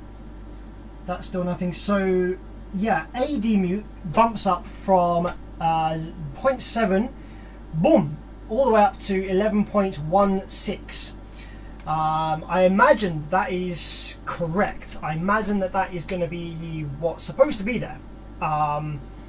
We can confirm that on one of the good cards, but I think that's what's supposed to happen. So that is correct. So I think that's correct. So either D5 might be bad. Let's have a look at the schematic again. So if we get voltage on AD mute, that bumps up to 11, and that is then blocked by a diode here. So if that goes up to 11, then that's going to stop current from passing through D5 to AD mute. So that's probably fine, because that's kind of going to block this out. The fact that goes up to 11 is kind of going to block this out. So I don't think that's the issue. AD mute seems to be fine, I think. But we'll check it on one of the good ones anyway. But I think that's probably fine. We can have a look at D6. That is a Zener to ground, and that might actually be what is kind of creating the 5.4 volts. Let's Google this part number actually, because if that's like a Zener that's around 5 volts, then that is going to be maybe what's there we go, 5.1 volt Zener. So that is what is setting the voltage to 5 volts for the that's what's going to be setting the voltage to 5 volts for this short mute line here, I think, that ends up being on Q24. Okay. From 10 volts. So I think the issue is that it's either R16 or R9. I reckon one of those is possibly bad. Let's read those, shall we, on the on the board here. Let's find them. R16 or R9. I'm just taking a wild guess here, but like, I'm thinking if they're bad, then we won't ever get that 5.4 volts appear.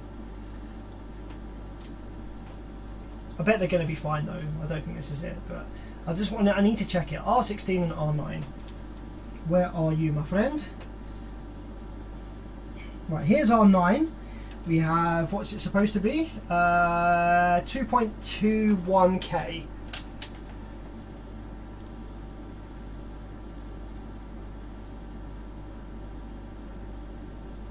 .21. That is reading accurate, but I'm going to reflow it anyway just to be sure. And R16, it should be at 6.81k.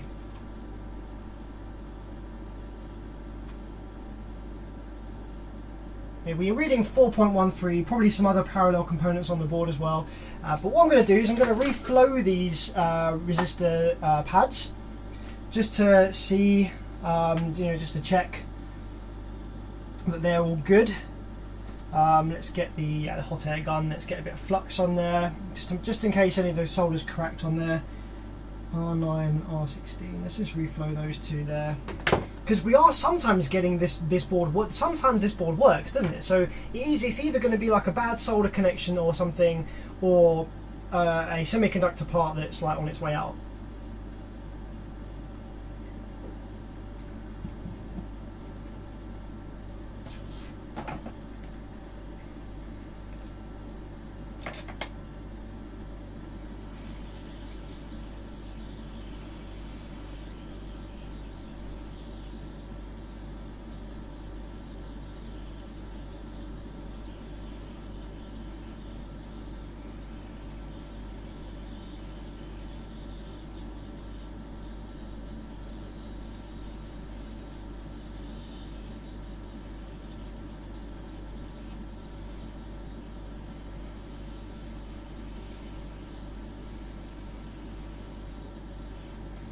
R16 is stuck on there nicely.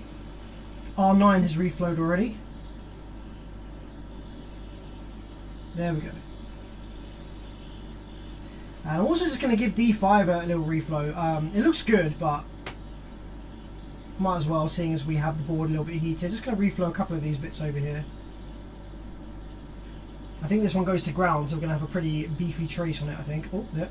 Just flew off the board there.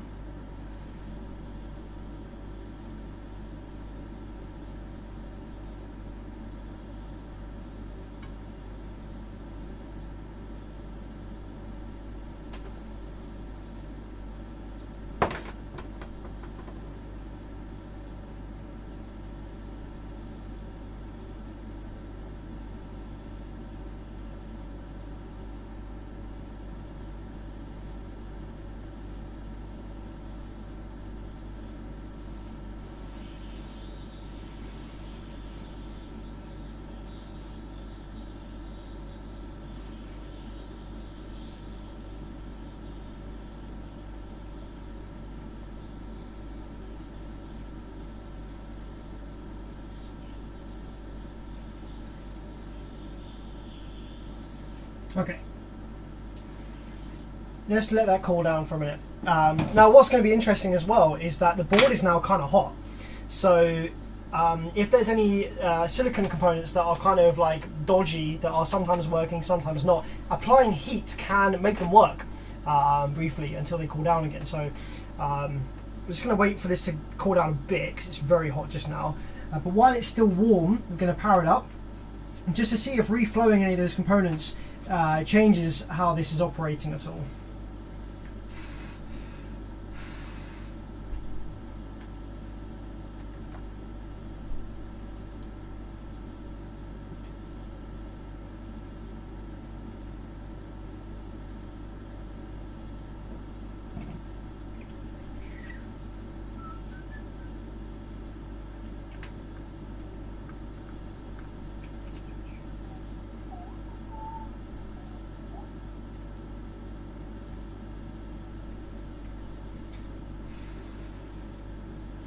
Okay, I think that's probably cool enough now. So we're going to go ahead and power it up, and we're going to read the voltage on Q24 here. If it works now, this should jump to 5 volts in a second after we powered it up. 1.4. Ah, there we go. 5.4. That does now work. That does now work. So it's either that we had a poor solder connection on R16 and R9, or D5 is kind of on its way out, and heating it has shifted the silicon structure ever so slightly to where it is now kind of functional. So not sure what one of those it is, but if it is the D5 was slightly bad, then when it cools down again, it should start to play up. But if it was just bad solder connections on D16 and R16 and R9, then reflowing those will have fixed it essentially. So I'm going to let it cool down. I'm going to let the rail voltage sink out the board a bit. Going to use some isopropyl alcohol just to clean off the solder flux from here, and just also to help it cool down a little quicker, because isopropyl alcohol, it evaporates like hecking heckin' crazy.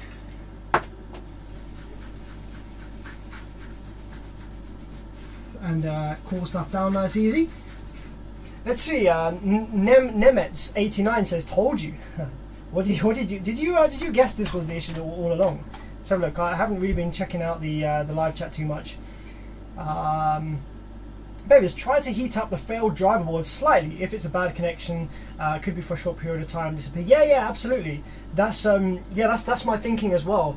I think it's more likely that it was a bad solder connection on one of these resistors, because just looking at the schematic here, if we bring the schematic back up on the screen here, just this little section of the schematic, you can see here that R9 and R16. This is like pull up. So this is going to pull up this this signal path here, short mute, to some. It's going to try and pull it to 10, it's not going to pull it to 10 to start with because of something going on with these transistors. And actually, it's not going to pull it to 10 to start with because of probably a D5. So remember how AD mute starts at 0 and then bumps up to 11. Okay.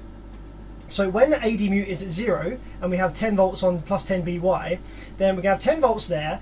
A little bit of pressure is going to make its way through R16, and then if D5 has low voltage on this side, then that little bit of voltage is just going to go down and find its way to ground through AD mute being at 0. Okay, but if AD mute is suddenly at a high pressure, at a high voltage, high at the same voltage or higher than the plus 10 BY, then what's going to happen is the slight voltage that makes its way through R16 doesn't have anywhere to go, so therefore it would be at 10 volts. However, we do have a 10k resistor here to ground that it's going to go through, and that's possibly what pulls it down to 5.4 volts or 5 point something, along with this Zener. I think this Zener's probably got something to do with it as well. So you can see here we've got this. Actually, yeah, no, fuck it. Forget this 10k. That must be a pull down resistor for when you turn the amp off or something like that. But we have this Zener diode here. This is 5.1 volts. So what must happen is that, yeah, when we have 11 volts on AD mute,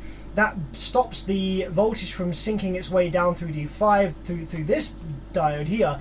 When that goes high, the voltage then finds ground through D6 through this Zener diode, but because it's a 5.1 Zener, it then only drops that much voltage across it, therefore leaving about 5.4 volts on this line here for short mute, which then goes through Q24 for PWM on. So if R16, for example, was bad or had a bad solder connection, then that voltage here would never appear, because it would never go to 5.4 volts because it doesn't have the supply of 10 in the first place to go through the Zener. So now that has cooled down a little bit, now that card has cooled down a little bit, let's go ahead and try it again. And if this still works reliably for a few power cycles, and I'm going to say that fixed it. It was literally just a bad solder joint on one of these resistors here. So let's probe Q24 again. Power up. Oh. Okay, that's now not working anymore. So yeah, it must be one of the semiconductor parts. Maybe it's the Zener diode, or maybe it's D5.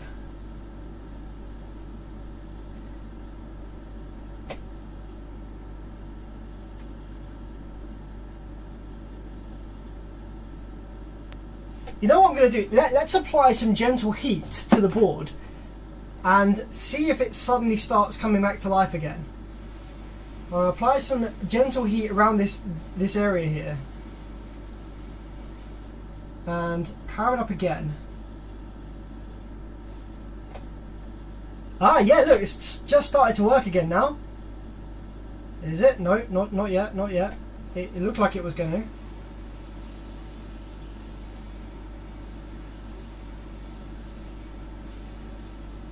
So it's either D6, perhaps. Although if D6 was bad, we'd have 10 volts on there, not 5. Okay, no, that goes down to 0. So that gets pulled down. I reckon it could be D5 or D6, perhaps. I can swap out some. I can swap out D5 and D6 from the known good driver card until it works, and just find whichever part it is. Just by swapping the parts out from the good driver board, just as a kind of quick.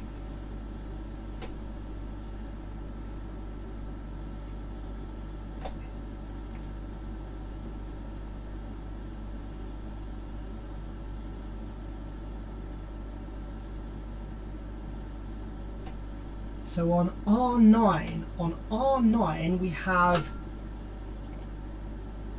10. We have that voltage on both sides.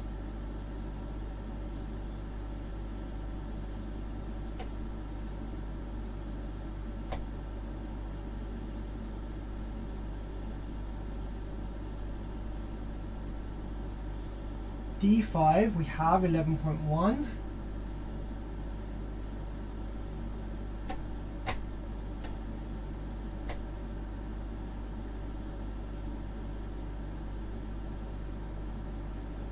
So I don't think it's D5 that's the issue. Maybe it's D6. Although heating it just there gradually heating it, that hasn't actually brought it back to life.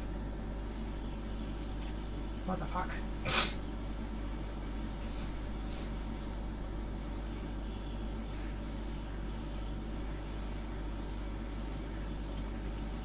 It seems that leaving it powered off for like a while is the thing that brings it back to life rather than the heat.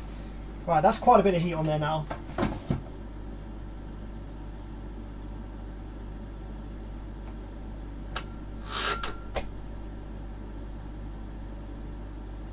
Okay, now it works.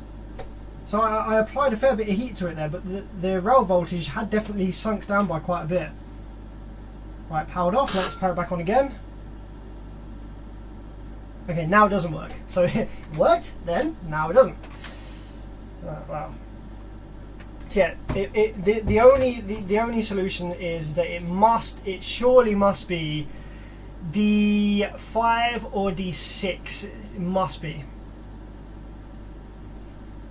Let's just see what's on Q2, just out of interest. Let's just see what's on Q2 out of interest.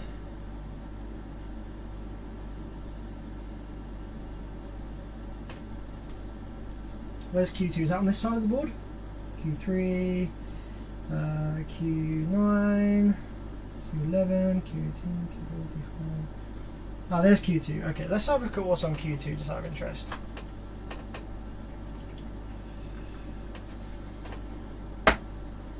So Q2 is just here. So when the amplifier is non-functional, is it going to be non-functional this time, or is it going to be functional? Non-functional, okay. So when the amplifier is non-functional, we have 11 volts coming straight up onto there.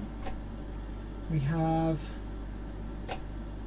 1.4 and then down, which is going to be the one that's connected to Q24. And then we have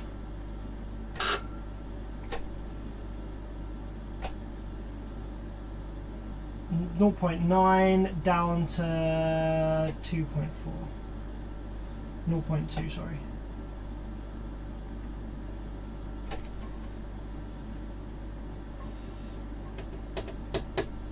So I think what we're going to do is we're going to pull D5 and D6 from a good driver card, swap them round for D5 and D6 of the bad driver card, and see if that allows it to work continuously. If it does, then we know that D5, we'll do it one at a time. D5 first, power it up, see if it's any different. D6, power it up, see if it's any different. That will then just tell us quickly and easily whether, you know, either of those parts are the actual issue or not. If that doesn't help, then we'll start continuing working our way. If that doesn't do anything, then we'll either start looking at this short mute. We'll see where that originates from, because it could be that. It could be that the issue originating through short mute. From whatever circuit generates that, or it could be something through Q2, but I don't think so. See how this JFET mute is an output? There's no input to this part of the circuit, like there's no signal input or anything like that. We just have a circuit that is outputting a signal. You see what I'm saying? So it's almost like we have AD mute and short mute as our inputs, and our outputs are JFET mute and PWM on.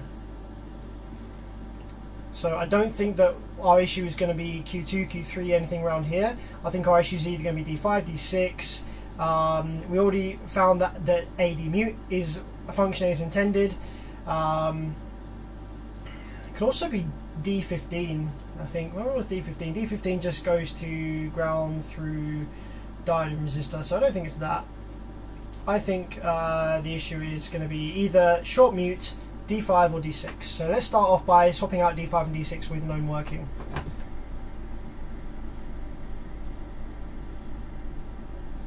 So let's swap out D5 first, I think.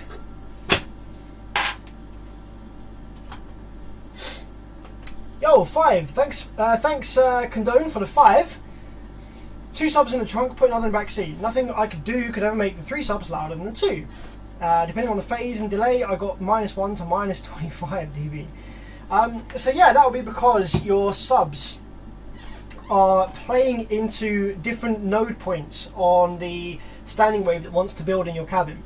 So if you have your subs in the dead center point of your cabin, it won't really play lows very well, but it will play higher bass very well, because the length of waveform that can fit in the space behind and in front of the sub, being in the middle of the cabin, is shorter.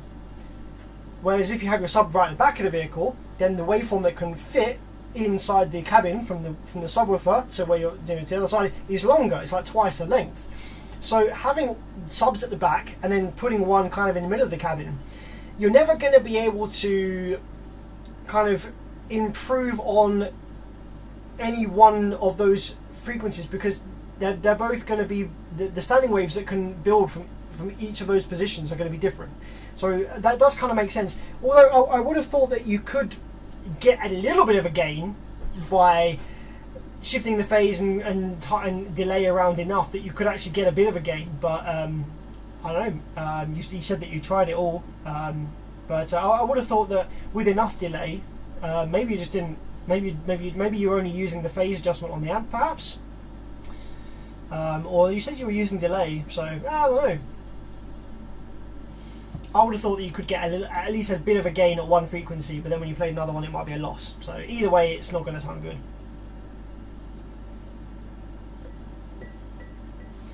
Try heating up a part of the board. Look to see if it starts to work. If not, heat up another part of the board. You should find the section that's faulty. Okay, well let's just try that. Let's try that just for fun. So we're gonna go ahead and power it up a few times. So I think the first. Actually, let's just prove something right here. The board is cold, okay, because I haven't heated it in a while. So if I power it up now and it works, then the thing allowing it to work isn't going to be heat. It's just going to be like residual current in the board. So power it up. Okay, no, it doesn't work at all from that cold start just there. Okay, so now let's take our heat gun and let's heat up some bits of the board.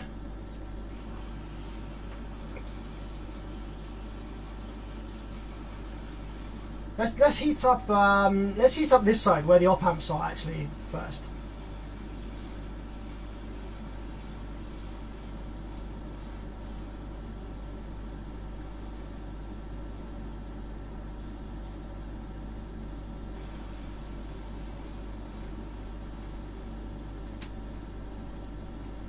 Okay, so now I've heated up that part of the board. Let's see what happens at Q24.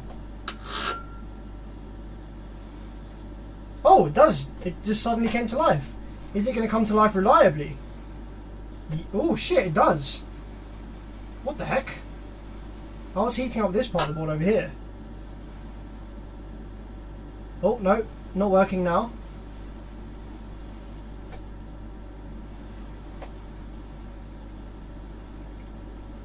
Not working now, so I'm continuing to kind of heat it over here.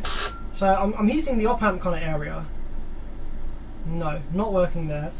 Let's try heating this middle section a little bit more.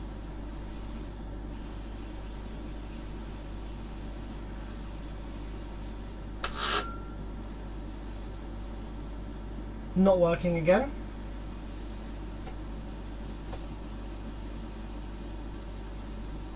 Not working again. I don't know. I don't think it's heat related, you know.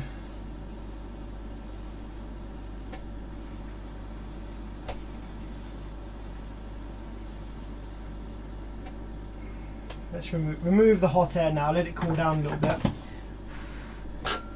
I'm gonna keep probing it while it's cooling down.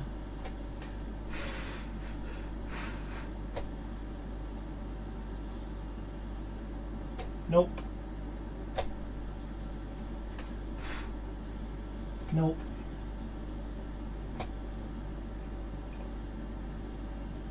Nope.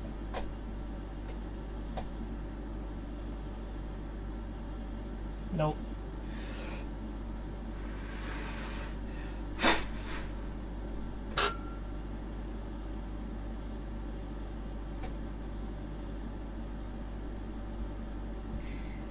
Roger says, I think you're an excellent technician. I'm from the Detroit, Michigan. Oh, thanks, man. Appreciate that.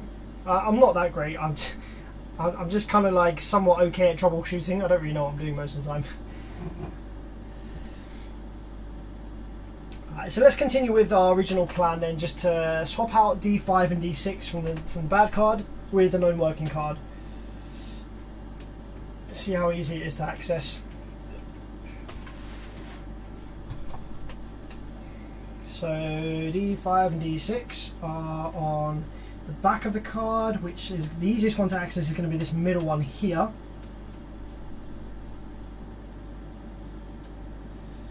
So if I flip the board onto its side like this,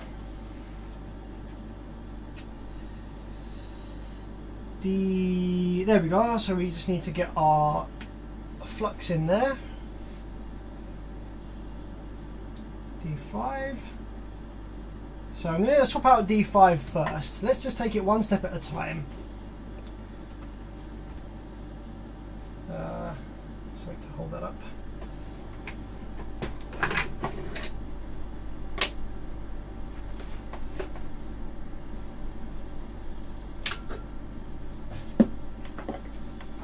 So let's swap out D5 first, one step at a time.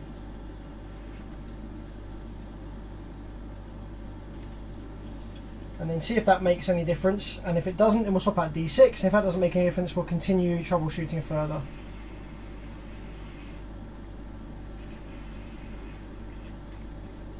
This wire's massively in the way.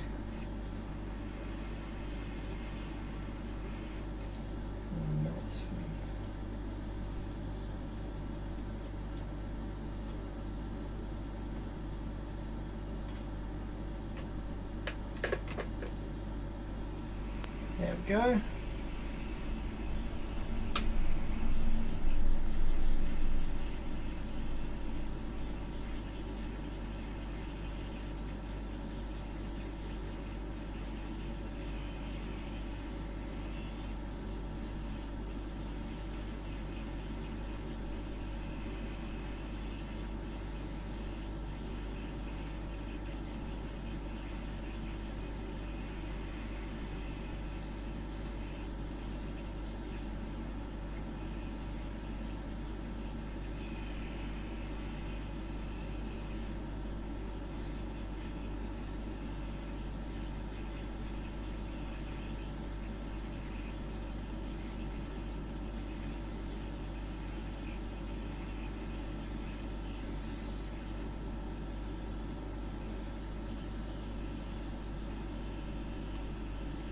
Damn it, come on. I think there's a big chunky ground trace on the other side of this D5.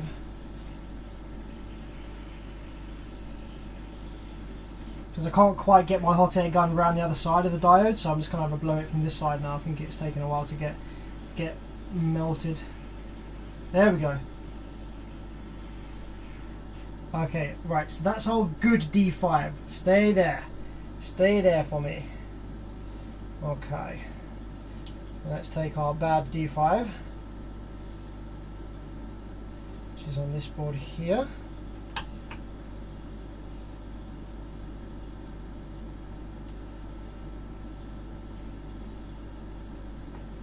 Let's swap her around.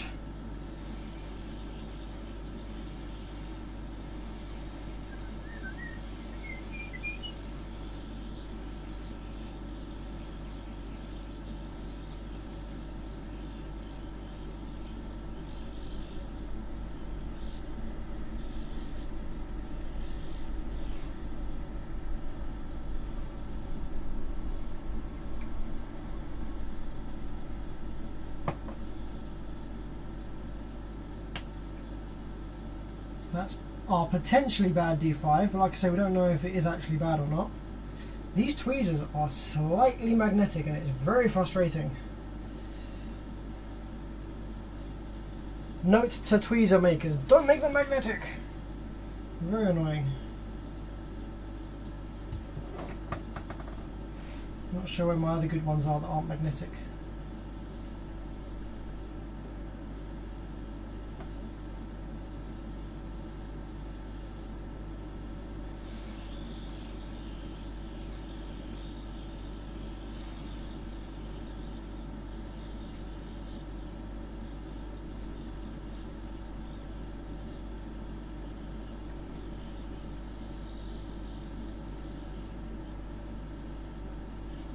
Okay, so that's D5 replaced on the bad card. Now what I've got to do is take this D5 that was on the bad card and put it on the good card, because I don't know what kind of strange occurrences it will make, because this is one of the good driver cards that's currently active. I don't know what kind of strange occurrences it will have if I leave it off the board. We might get 10 volts where we're not supposed to have 10 volts, etc, etc, etc. So I want to go ahead and make sure that all the parts I'm swapping over I'm at least replacing with something. So, oh shit, did any of you guys see what I just did with that? Fuck, what did I just do with it? What did I do with it? Where did it go? Yeah. I might have to watch back the stream, see where it went. Oh wait, maybe it's here. Okay, it's cool, it's cool, it's cool. I think I got it, I think I got it, it's cool. It's cool, I got it, I got it, I got it, I got it, I got it. Okay. Okay, so you're on the phone. Sweet, sweet, sweet.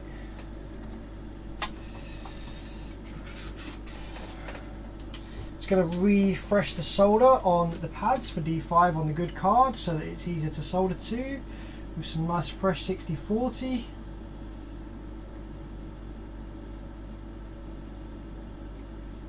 There we are, nice fresh 6040 for your ass. Okay, and then some fresh flux on there. Lots and lots of fresh flux, and now we can slide you in place, my friend.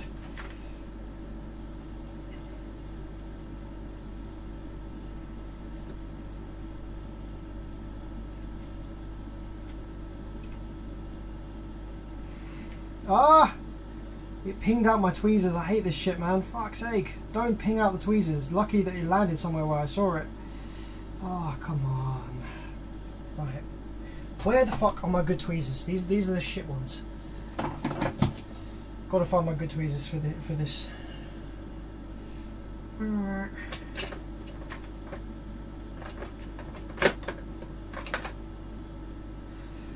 What about these ones? These ones are a bit thicker. Can I use these ones? Are these ones gonna work?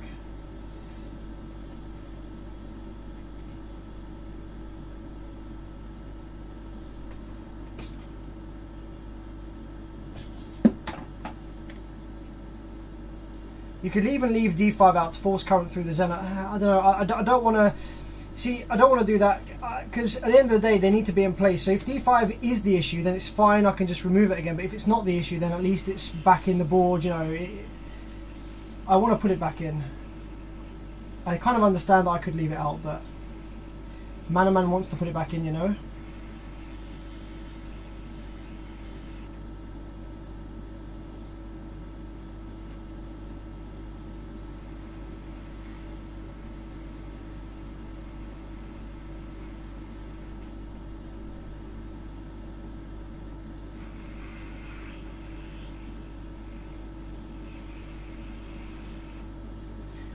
Okay, We have some solder melted. That is a good start.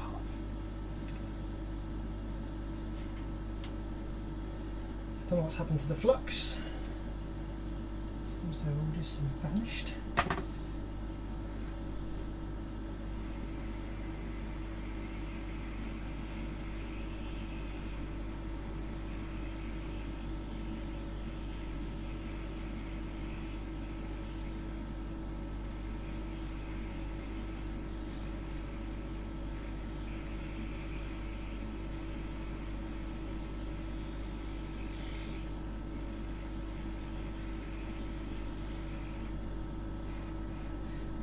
Okay, cool. I think that is soldered in, back in nicely. So that's our D5 swapped. So we have swapped D5 from a good driver card with the bad driver card. So let's just wait for this all to cool down a bit. And then now try again with this and see if it's made any difference to how this is working. Which way around does this go in now? Goes in this way, like this.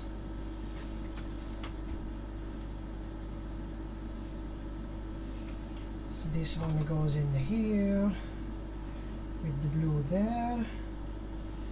Yes, my friend. Okay. This one goes in there. This one goes in there.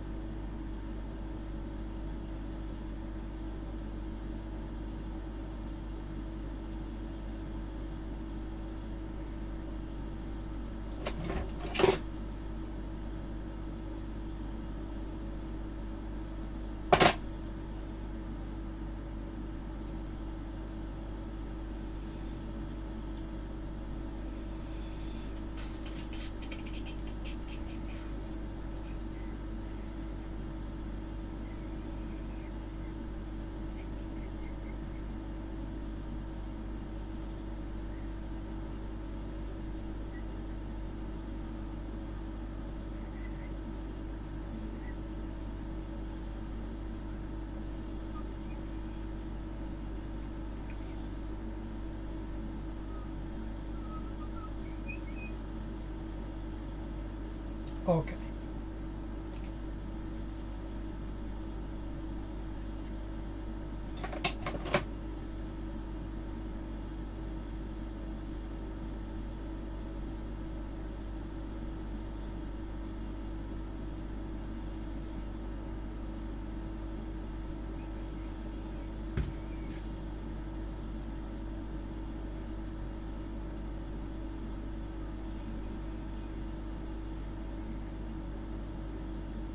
Trying to squeeze these a little tighter so that it stays in these holes a little better, because it falls out really easily.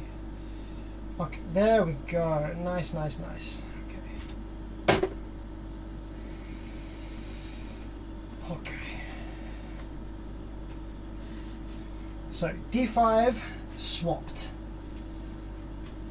Let's see what it does with the D5 swapped.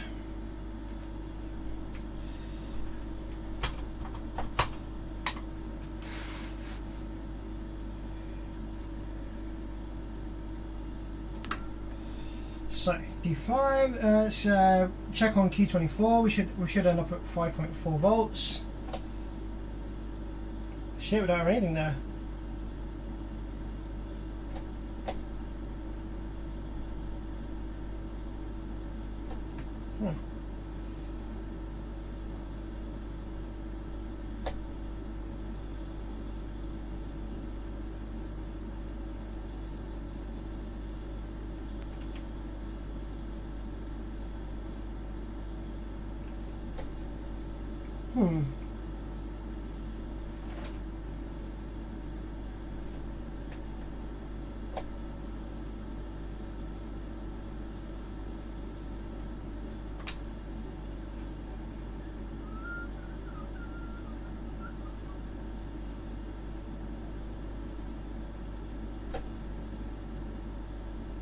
We're also not actually getting anything on this channel that we repaired earlier, which is a little bit worrying because that was actually working fine.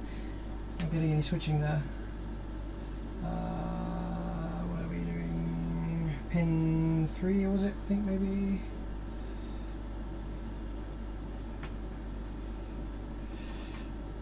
Okay, we can come back to that. So now, after changing D5,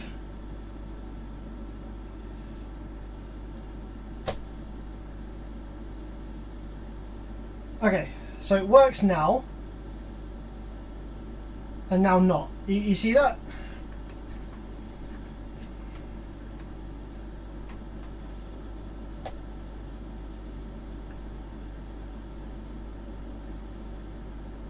Works and then suddenly fails. So D5 was not the issue. So maybe it's D6. Maybe it's the Xena. Yeah, to be fair, it's more likely to be the Xena, I think.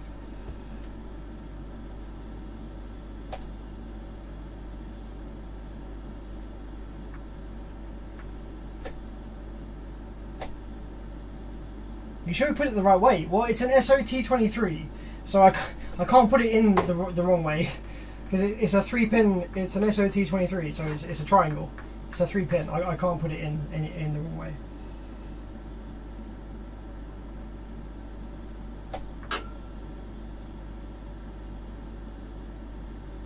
Yeah, so we have the same issue as before. It's not working. Just a bit concerned about this channel that we repaired last time. What's going on with that? Why is that not working?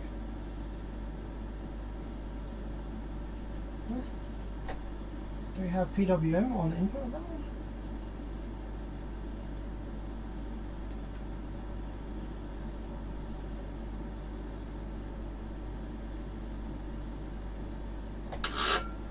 Yeah, we do.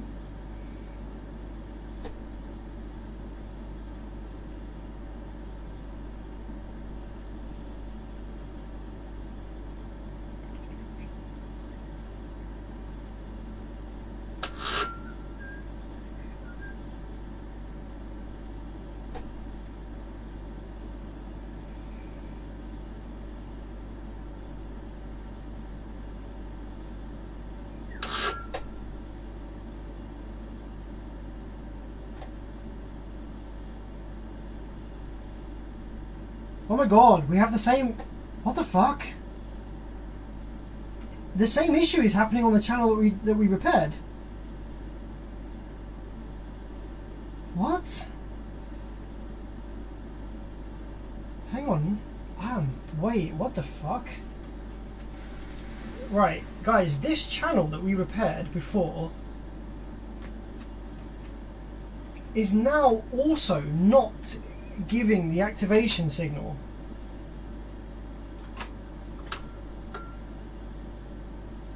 To the drive IC on pin 3.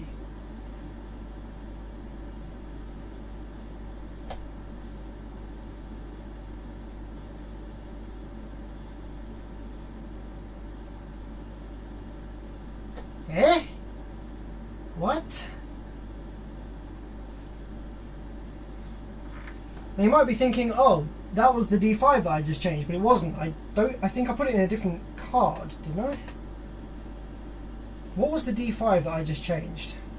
What card was that in? Was that in that channel? Does board flex make a difference? I don't know, this board doesn't really flex, it's like super solid. Oh, what the fuck? So the card that I just put D5 into was... Not the card that not the card that I'm having the issue with just now. What? What? Hey, what? What the fuck?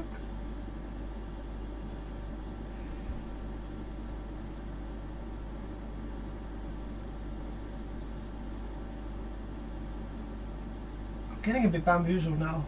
I'm really fucking concerned that now all of a sudden this one that was working before now is not being received with the activation signal on pin 3. So on pin 3 of these drive ICs we should have, right, on pin 3 of these drive ICs. Oh, duh, stupid. I've just remembered the reason we haven't got activation on that one is because I removed Q24. No, stupid. Sorry, I removed the transistor from one of these other driver cards for the activation signal, so that's why. Never mind. Forget that. That's fine. That's not an issue. Right. So we're still chasing the issue on this driver card. So now that we've removed D5 and swapped it over, that hasn't helped. So let's try D6 now. Yeah. Remember my transistors. Remember I removed one and swapped it. They're here. So the reason that other channel isn't working is because that's the transistor for the activation signal pass through. So we need to keep that safe. And put that back in after we finished.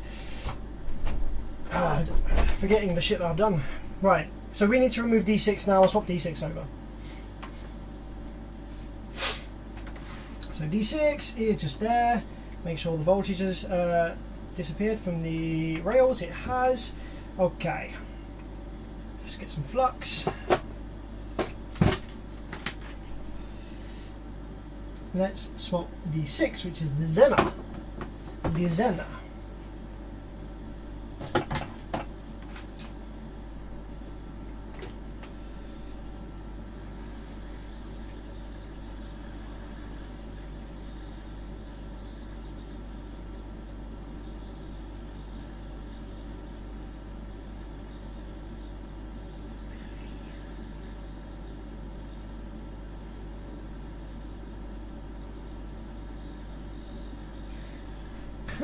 Q3 wants to come off. That's desoldered itself already. D6. There we are, my friend. There you go. Right, you can sit there on the foam, nice and safe, while I remove your brother from the other driver card of the good channel. D6 is going to be up in here.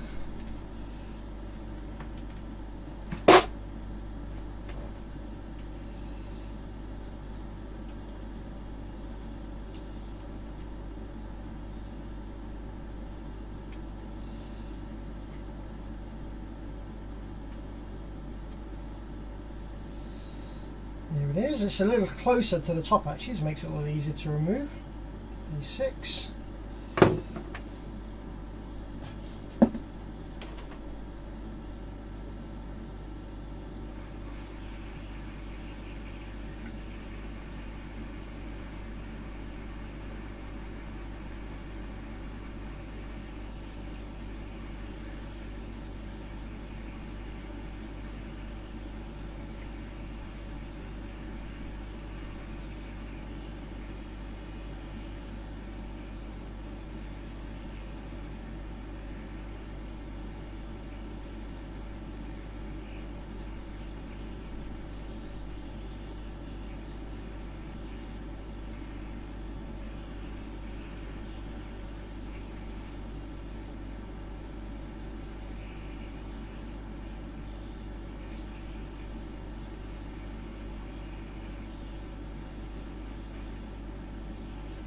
There we go. Okay, so that's Mr. Good D6. You can go down there on the foam. Now we need to put Mr. Bad D6, potentially bad D6, in your place. So let's freshen up the solder pads with some 60/40.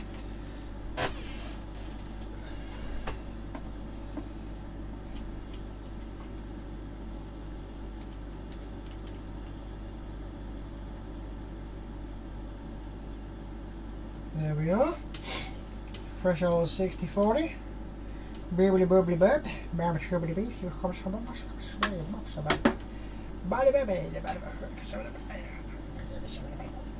Okay, so that is this one over here is the potentially bad D6, so that can go on there. Actually, let's put some fresh flux on first. I'm actually going to use the other tweezers, I think, because they were better for this.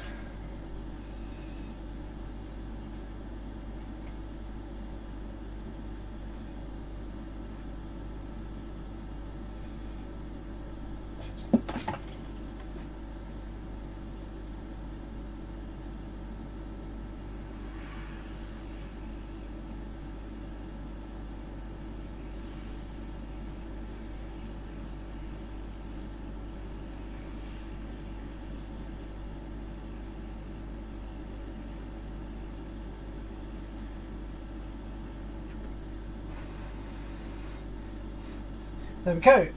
There we go. Okay, so the D6 is back on that board.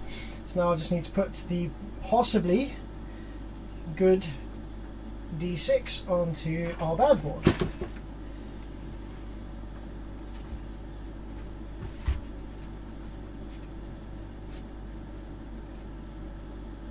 Which is just down here.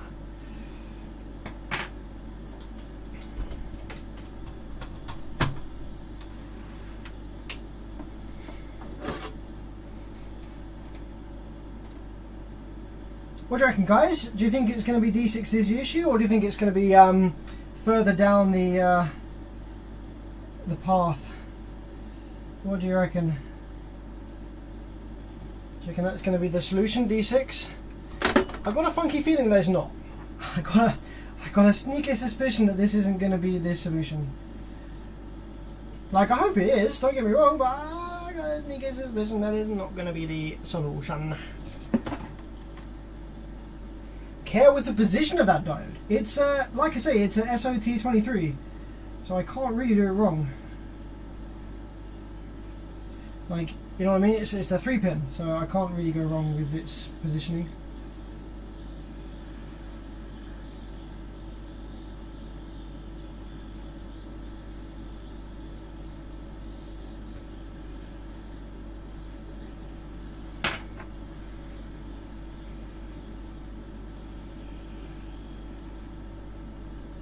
Okay, there we go. She's in. So, we'll wait for it to all cool down a minute. Let it cool down naturally, nice and slowly, prevent thermal shock.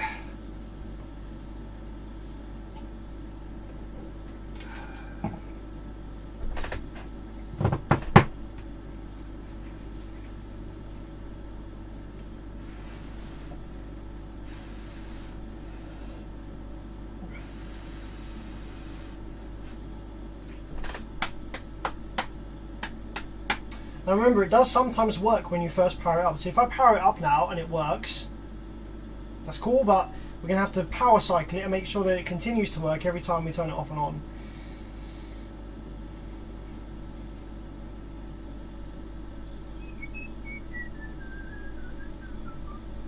It's good though. Although we're not necessarily making any super progress into finding the issue here, I feel like we're learning.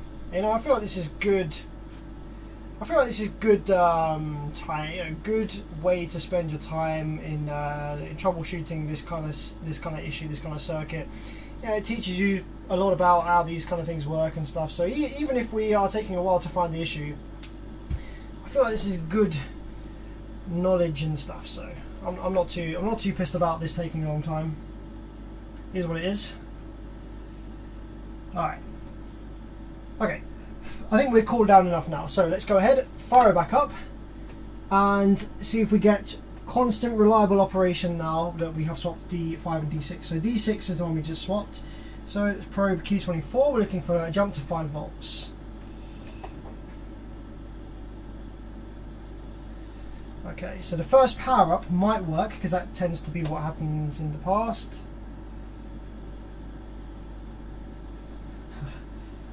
No. No, actually, it doesn't. We don't get anything. No, fuck. 1.3.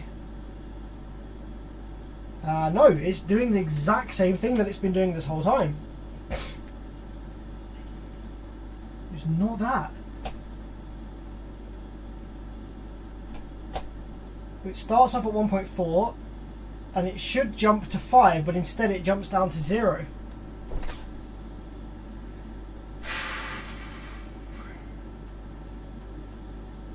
Is 4 volts on the power supply gates normal? Yes, Zed, that is perfectly normal. If you're not reading it with a scope, that is your PWM.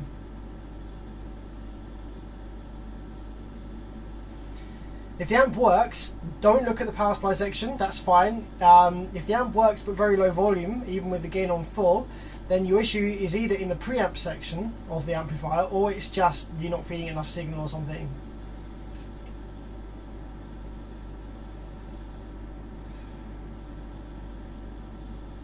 Does AD mute reliably go high? Yeah, Sam Perrier actually does. Wow. Nice comment there, my friend, Sam Perry. You're clearly following the repair. I know a lot of you guys that are watching are just kind of vibing and don't really know what I'm talking about. But yeah, so let's have another quick look at the schematic. So this line here, which has short mute on it, is supposed to jump up to 5.4 volts. It does sometimes. Sometimes it does. Like very rarely. Maybe when we first power the board up after not powering up for a while. Sometimes it does, but most of the time it doesn't. So this should bump up to 5.4, which is not doing. AD mute reliably every single time bumps from 0 volts to 11 point something. Let's just confirm that with you guys. I think that's on D5 here, if I remember rightly.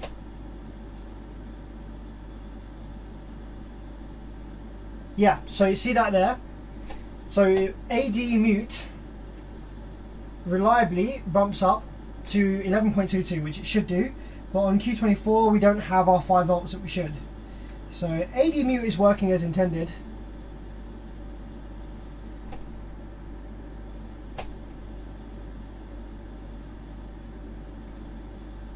Actually, let's just check one of the working driver cards and make sure that AD mute is actually supposed to bump up to 11. We don't actually know if it is. So that's D5, that's the pin on its own, D5. So let's go ahead and check one of the working driver cards. And let's check D5 is supposed to bump up to 11.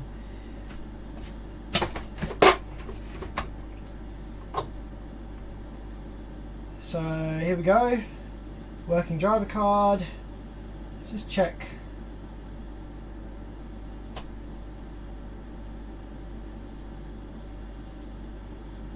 Yep, 11.2. That is supposed to bump up.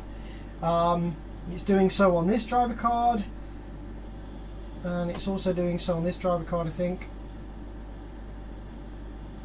Yeah, so AD mute is supposed to go high. That's normal operation. So the issue is not coming from AD mute. The issue is coming from either short mute. I don't think it's anything to do with this circuit here, Q2. It could be Q2. I don't know. What is Q2? Q2, when Q2 has something on the base, it will pull down. When Q2 has something on the base, it will. I'm really shit with like knowing what circuits should do with base on, because I haven't done any electronics like classes or any back history or anything like that. So if we have 10 volts here through R9, when we get the 5.4 that's supposed to be here, then it's probably going to pull down this voltage to something else that's going to then feed JFET mute with something. Let's just see whether this part of the circuit's working. So what's JFET mute? JFET mute is on R12. Let's just have a look at R12 and let's just confirm what's on R12 on the bad board and on the good board, just to see whether we have any differences there. So if we have a look at R12, just out of interest. So if we find R12, where are you, my friend?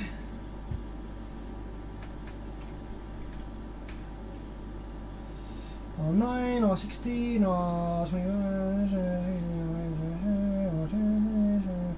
R10, R71. I don't see it just yet. Ah, here, R12. And what do we have near there? Q9. Q2 and Q3. We should have continuity to Q2 and Q3. I think. This schematic I've got isn't actually for this board, it's for a different one, but I think the markings are the same. Because they're all married up so far.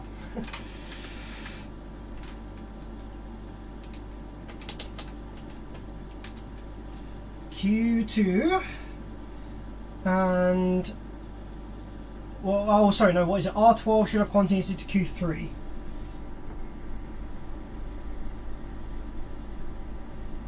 Where's Q3? Where's Q3?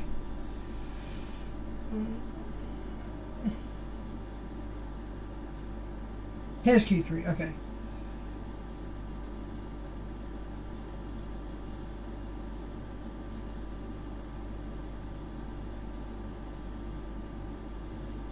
Ah, shit. R12, on this board at least, doesn't have... Oh no, that's because it's coming through a resistor. Okay, sorry, R10. R10. We should have R12, should have continuity to R10. Where's R10?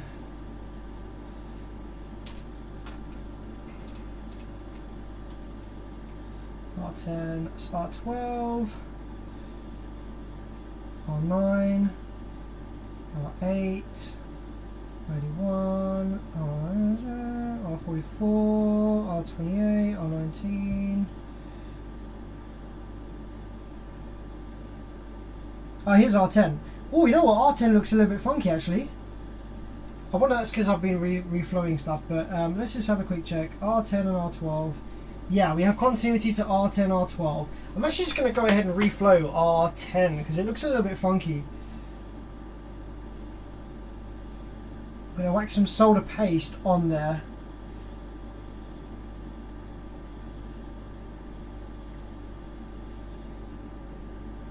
Yeah, I'm actually just going to go ahead and reflow R10 real quick.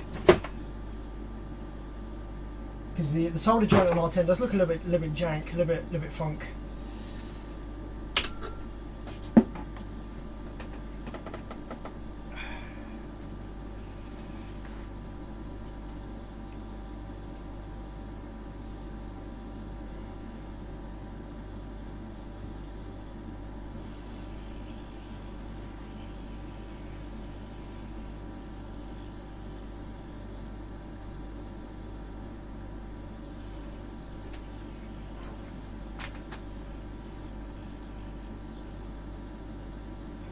There we go. Just reflowed R10. So yeah, I want to go ahead and power the board up and just confirm what we have on R10 of the bad board and compare it to the good one. So we want the side of the resistor that has continuity between 10 and 12, and that is this side here.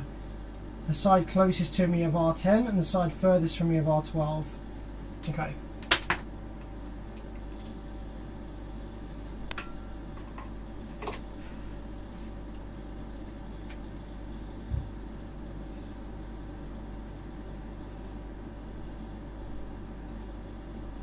Just checking Q24 again, just for fun. Right, that's not working.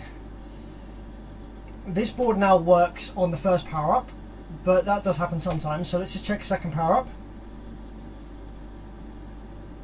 Oh shit, that worked a second time. What the heck? Maybe that was the issue. Maybe R10 had bad solder joint. What the fuck? Okay. Let's power cycle it a few more times.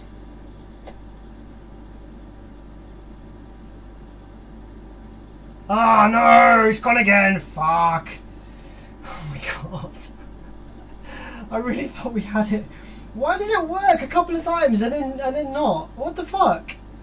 What the fuck, man? Oh, that goes low. Right. Right, what do we have on R12 then? We have triangle wave. And then nothing. Right, why? Hang on, okay. We have a triangle wave. What the heck? Triangle wave on R12.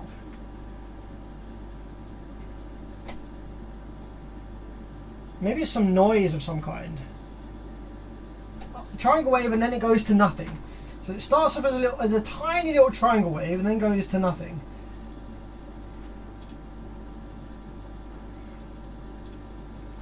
On the other side of R12 we should have negative 10 volts.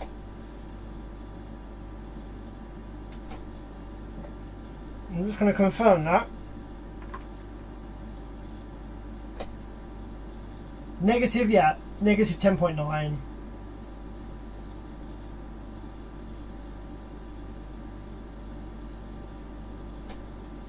Okay. So now that we know what's happening on the bad board, let's go ahead and check out the good board. So the issue isn't interference on the headers. Oh, it could be interference on the headers for the triangle wave, but no, I don't think so. So we want the back of the PCB again, so we want to have it up this way. Something on the short mute line could also be affecting this. Yeah, absolutely. That's one of the things I'm going to check out in a bit. But I just want to kind of cover all bases at this point that we're at the minute. So what was it? R12, which is there just under Q9. There we go, just in here. R12. I need a light on here on my head. A light on my head would help. Okay, so we're currently probing pin R12 of the good PCB. Okay, we start off, yeah, we still have PWM there.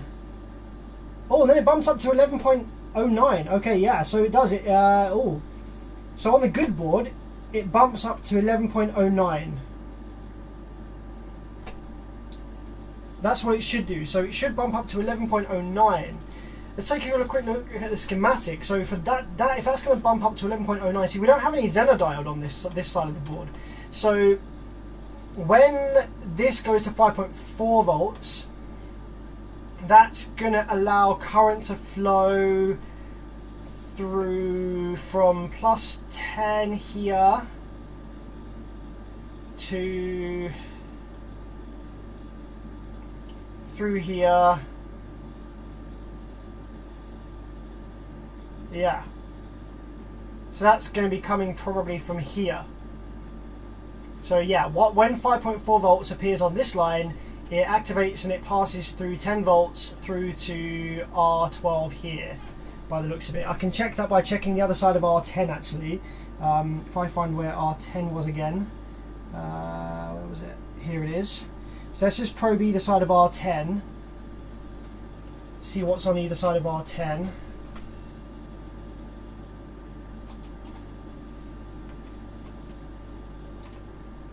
So R10 was here. So that's the side connected to 12.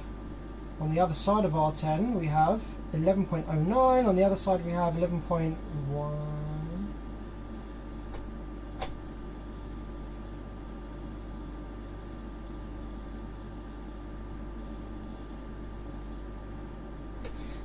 The voltage actually seems to be a little higher on... The voltage actually seems to be a touch higher on this side of R10 and a little bit lower on this side, which is confusing, but whatever, fuck it. I don't think that's the issue. I think that's just as a result of this not working. So now let's turn our attention now then, I guess, to short mute. I guess that's the next thing that we can do, is turn our attention to short mute. So let's search for short mute.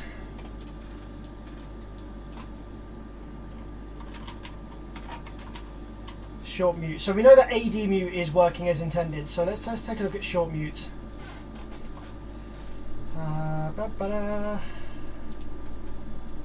Comes in.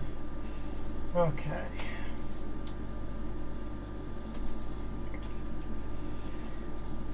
Okay, short mute is part of sleep timer. Actually, there's a bunch of components not used over here. What the fuck?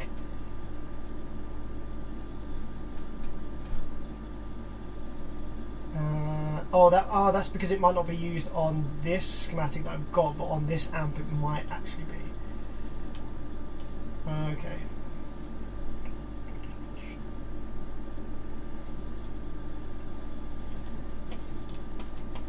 Okay, so we have a look at where short mute is generated from. Short mute appears to be generated from this circuit here, which actually has add mute as one of the inputs. So you can see the arrow direction here. Short mute here is an output of this part of the circuit. Add mute is an input, and we have our plus minus 10 volts again here as well. We have a signal in here as well. on R136. So the inputs to this circuit are plus minus 10 volts, a signal, and add mute. So we know that add mute is working. So let's start working our way back then from here. So I don't know if these values of this resistor are going to match up with what we have on the board, because like I say, the schematic that I've got here is actually for a slightly different model to the one that we're working on, but the all the component values have actually checked out exactly the same as the one that I am working on. So let's first of all see if we can find Q10 connected to R142. Q10 and R142.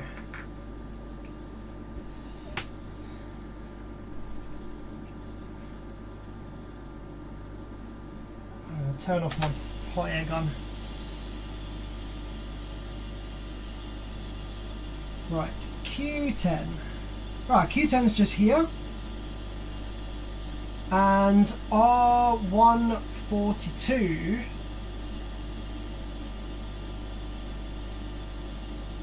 is that somewhere around here? Could be on the other side.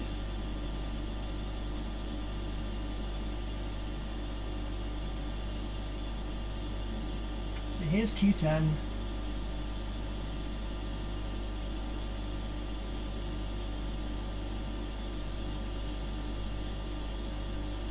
Just looking for R142.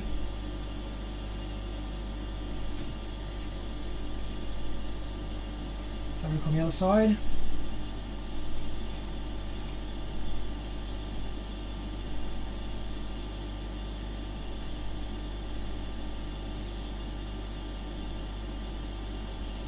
Sorry about my head being in the way. Didn't realise that was there. R142.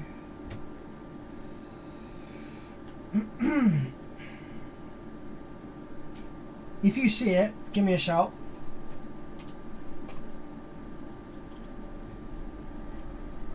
R121, 151.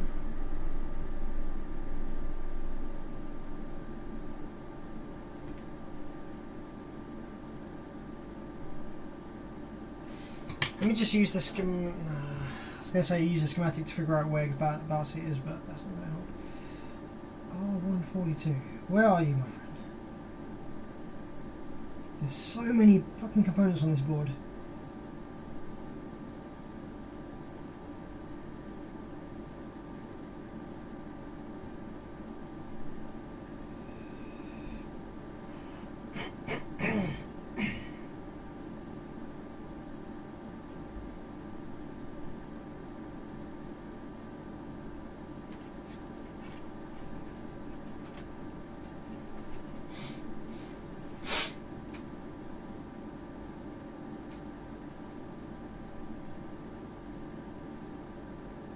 R124, oh, quite excited then. Numbers ran the wrong way. R124, where are you? Where are you?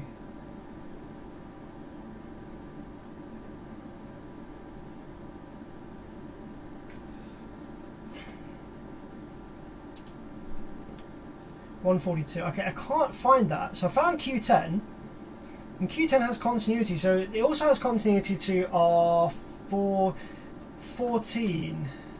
R14, is that around here somewhere as well? So Q10 was there. R14 anywhere? This is where the values, the actual markings could start to deviate from the schematic that I've got. Right, Q10. So I'm just going to confirm that Q10 is actually what Q10 is showing on this schematic.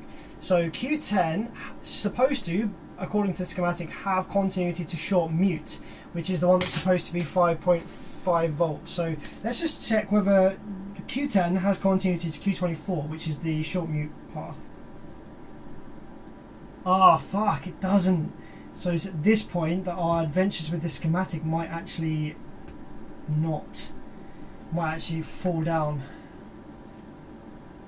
Fuck. So it's at this point where I might actually have to try and find the actual correct schematic, because I don't have continuity from Q10 to Q24, which I think I should do based on this schematic at least. So yep, Q10, I should have continuity to Q24, which I don't.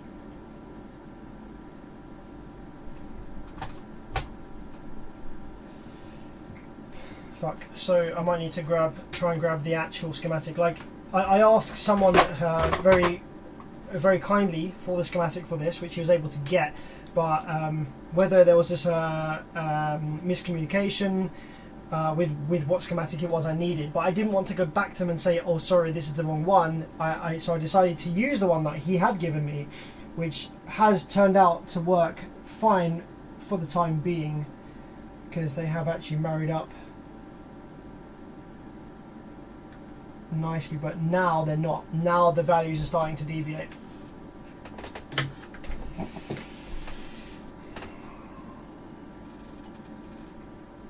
Fuck. Maybe we can just use some old school tracing. What else is connected to the short mute line? So pretend that we don't have a schematic now, which we technically don't from here on out. So Q24, this is where the short mute line is. What else is that connected to?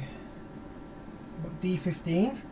So I'm just going to go ahead and just look for continuity to literally anything around here and see what we have, see what we can find. We know that we have continuity to D5 over here because that's what we were looking at before anyway. What's that? R15. We know that we have continuity to that because we were looking at that earlier as well.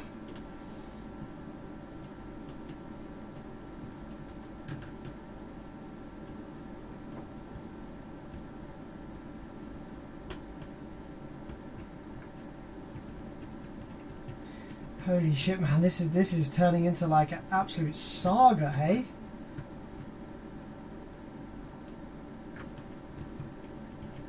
Might have to come back to this with the correct schematic for this card. I don't know if anything else is connected to here. On the schematic, it did actually say that the parts that it was referencing weren't fitted. It said no parts.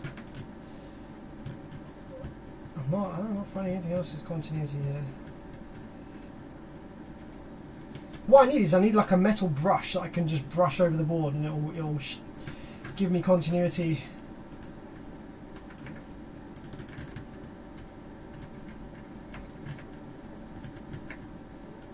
So we know we have continuity to those, that's fine.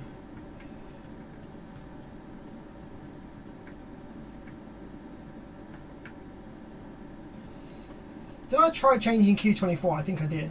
Didn't I? I think I tried swapping that out. Didn't do anything.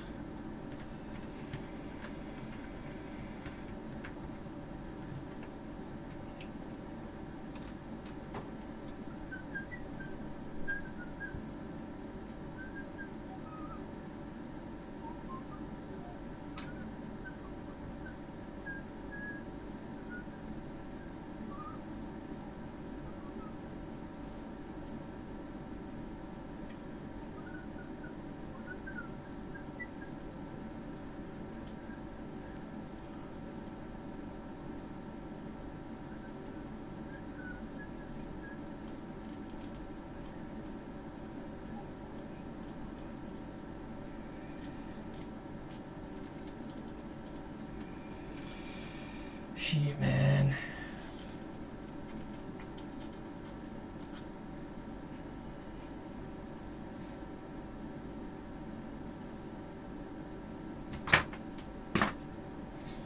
Sam Perry, what resistance is across R40? I have to remind me where R40 was.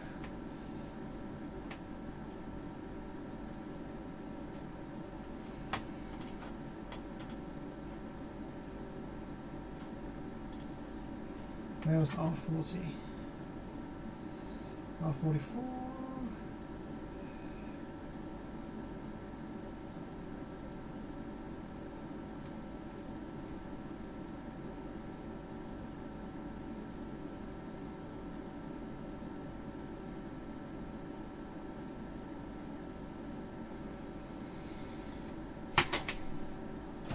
I'm just going to try reflowing some of the solder connections on some random parts on the PCB around this area.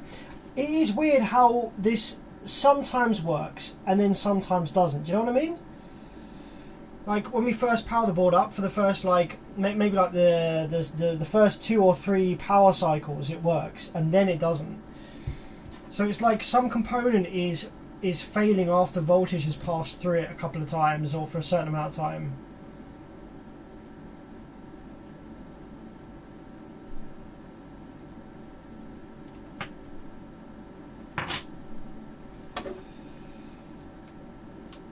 Have you been given the schematic for the 1004? Yes, I have, but the schematic for the amp doesn't include the schematic for this Class AD driver card, which is what I thought I was getting, but I actually got a slightly different schematic for a slightly different Class AD driver card for a different amplifier, different model Rockford. So it has much of the same parts and much of the same layout, but we've now hit a roadblock where they're no longer the same. So now I can't go any further with the schematic that I've got, so I need to try and grab the other one, the actual correct one.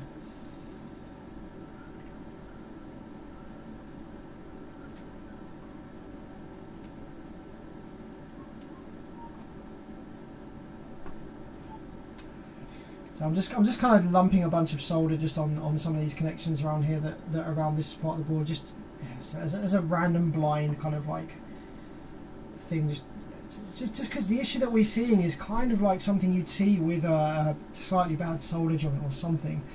Even though heating the board that we were doing earlier wasn't really changing it, like it wasn't the heating of the board that was changing things. It was just time and amount of voltage that was in the board at any given moment that was changing it. It wasn't actually the fact that we were heating anything.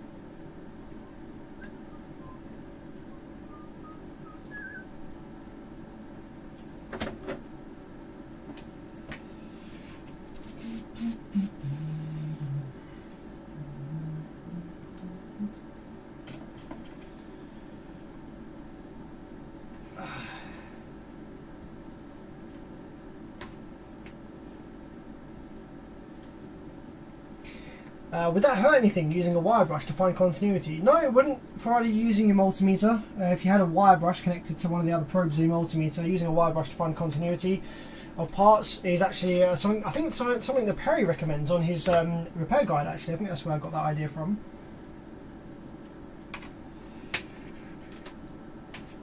What if one of those capacitors are bad? Yeah, it's possible. It's very difficult to kind of, like, there's so many parts on this board.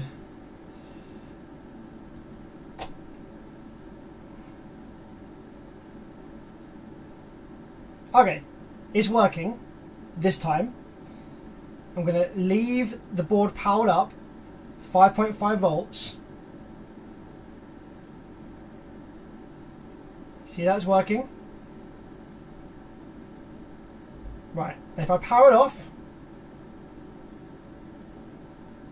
and just leave it for a minute, I'm going to power it back on again.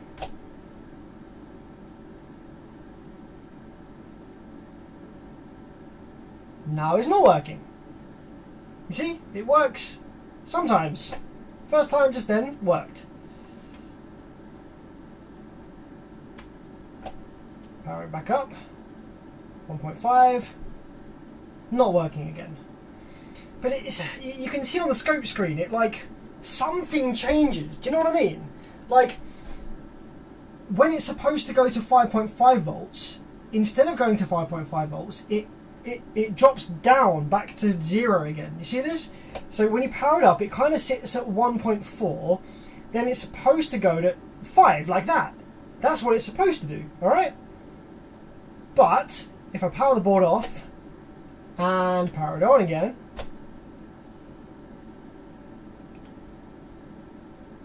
it works again. And now it's not. What did I do? I think I slightly flexed the board, maybe.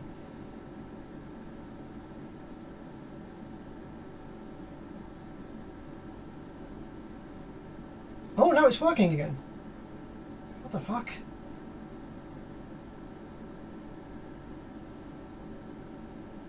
I'm trying to just sort of flex the board a little bit in my hand here.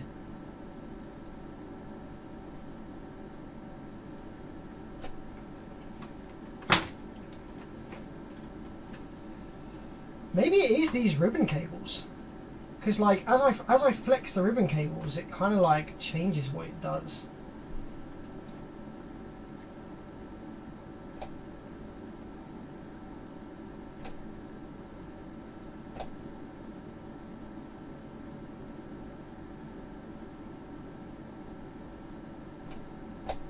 Okay, so now it's not doing anything.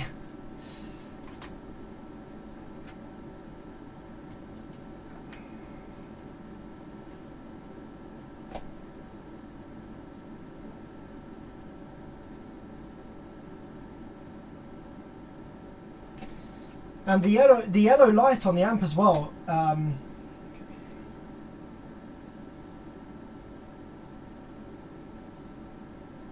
Right, now it's working. Off, on, working. Off, on, working. Off, on, working. Right. I think what I'm going to do, maybe, is... Maybe I'm going to solder the... Like, maybe the issue was just a bad solder joint. And maybe we fixed it, but maybe the ribbon cables are complicating things further. I've got it to come on and off just then, quite reliably. And it seems that when I move it a little bit, it kind of fails a little bit. So let's just...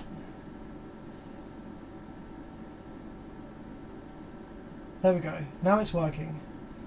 If I there we go. I just touched the board like a tiny bit. I just applied the tiniest bit of pressure to the board, and all of a sudden then it just went down into protection mode. Is that ribbon cables, or is that something on the other side of the board, like a capacitor or something, that is like not touching the board correctly? Actually, see, now it's not working at all. Like protection's on constantly now. So you see this yellow light, which is now not on. What the fuck, man? This is so confusing. Right, now it's working. Off. But if I so much as touch this... Yeah, I'll solder the card back in the end, but I can't work on it once I've done that. It's too tight to get to.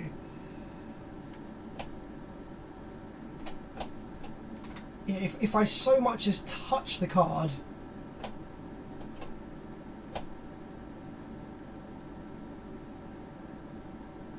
Yeah, if I so much as touch the card, it goes to protect. So it's either the ribbon cables, which I don't think it is. I don't know, I don't think it is, but it could be. It's either the ribbon cables, and we fixed the issue, but now it's like trolling us, or it's something on the other side of the card. Like, you see these capacitors that are all sticking up? Like, I'm thinking like these are touching the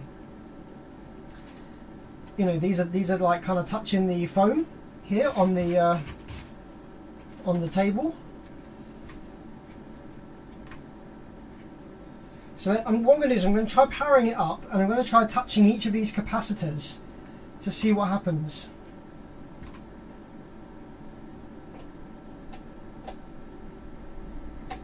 Okay, it's in protect at the minute.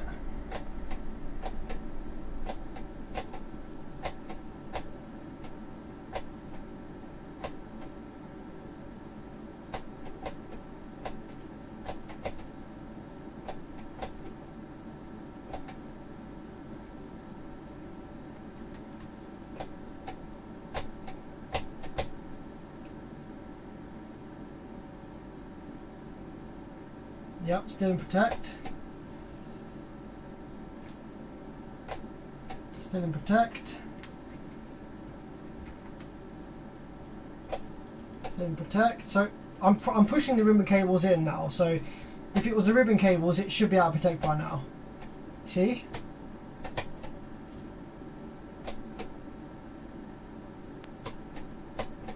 What was happening on the other side of the board? Like, had this flipped over like this, and we were pushing it down like this. Ah, look, now it's not in protect. When I flip the board over, it's not in protect anymore. What? What? The electrons are falling out.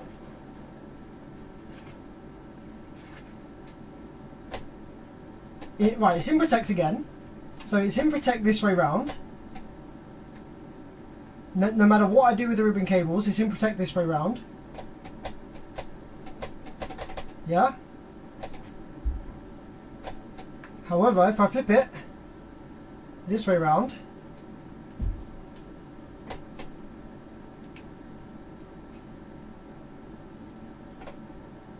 it wasn't in protect a second ago.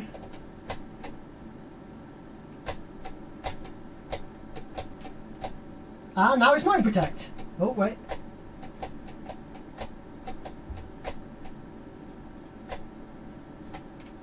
Still is.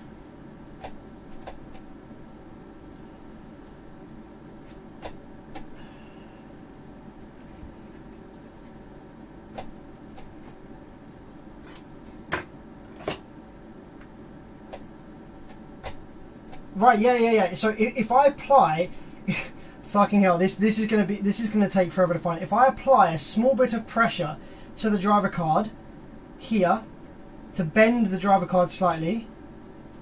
Oh no, it's still in protect now. It wasn't a second ago. Oh, I don't know. Fucking hell, every time I think, like, not in protect. Not in protect now. Reliably not in protect. I'm not moving it. Reliably not in protect. Okay. Now if I move it a tiny bit.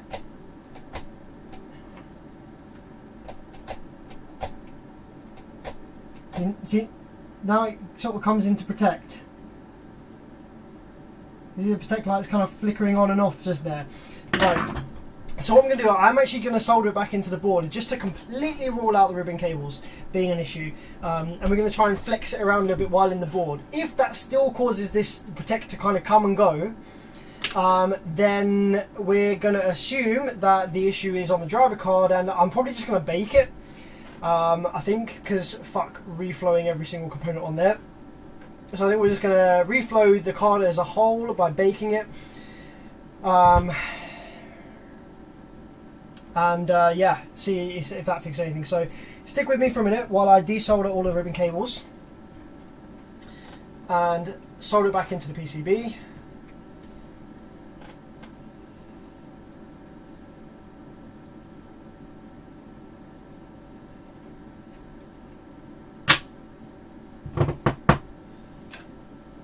Reflow the solder pins to the PCB. Yeah, that's a good idea as well. We'll do that as well. We'll do that just now while the rail voltage is sinking down in the main amp. So let's reflow all of these.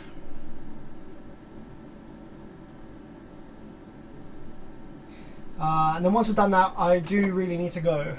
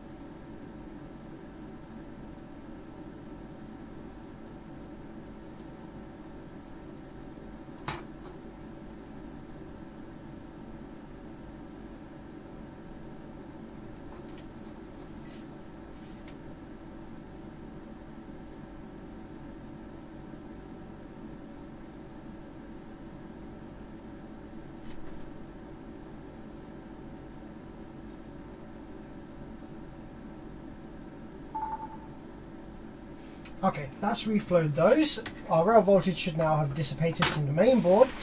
So let's go ahead and pull out our ribbons from the main board. I keep calling them ribbon cables. They're not really ribbon cables, are they? Patch cables or whatever they are.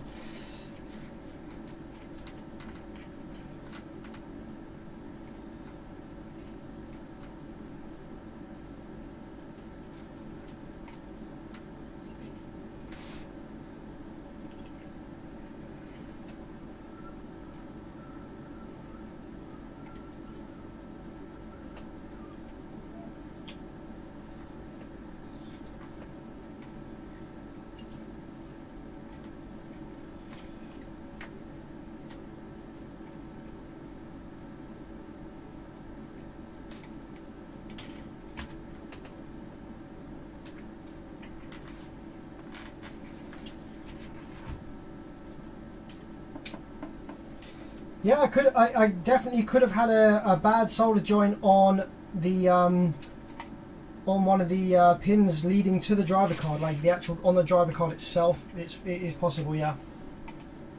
So let's just see what happens. See what happens when we put the driver card back in the PCB, and we'll go from there.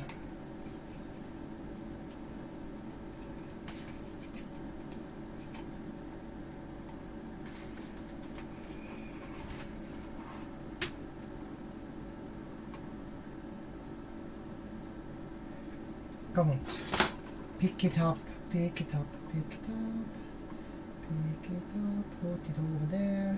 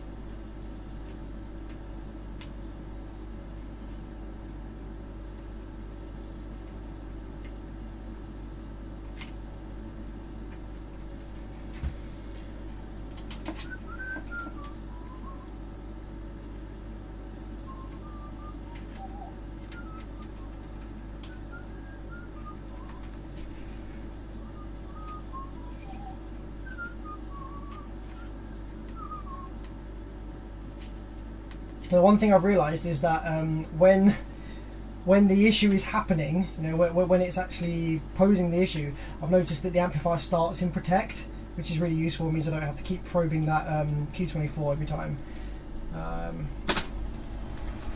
which is interesting actually. That's another thing that we should look out for. The fact that the amplifier starts the protect LED lights.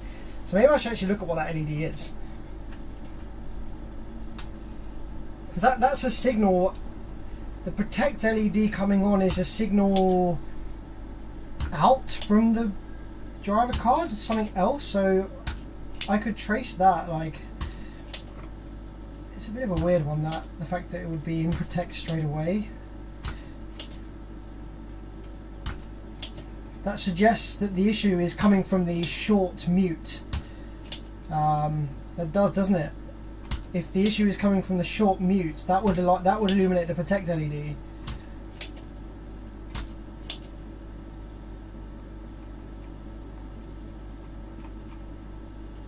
Because the protect LED doesn't light when the amplifier, when that voltage line is functioning normally. So if it does light when that voltage pathway is functioning not normally, then that suggests that it's coming from the short mute, because that would cause the protect LED to light up, wouldn't it? So that's something else for us to go on in a bit if this doesn't solve it. Right, I'm going to put my Q20. What is it? I'm going to put the transistor back that I stole earlier from the other driver card.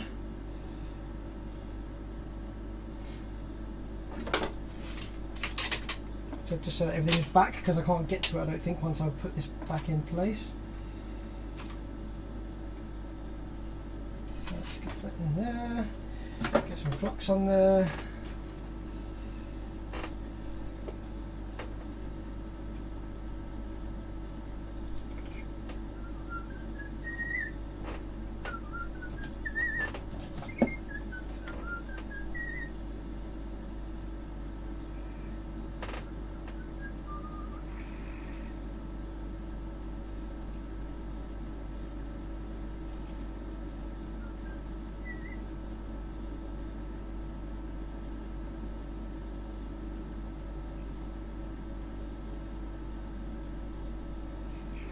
Sheet. Oopsie, come on.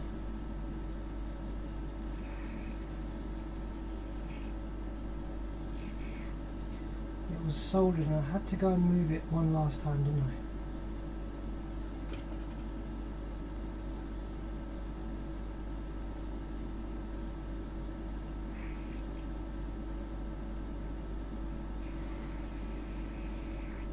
Right, there we go.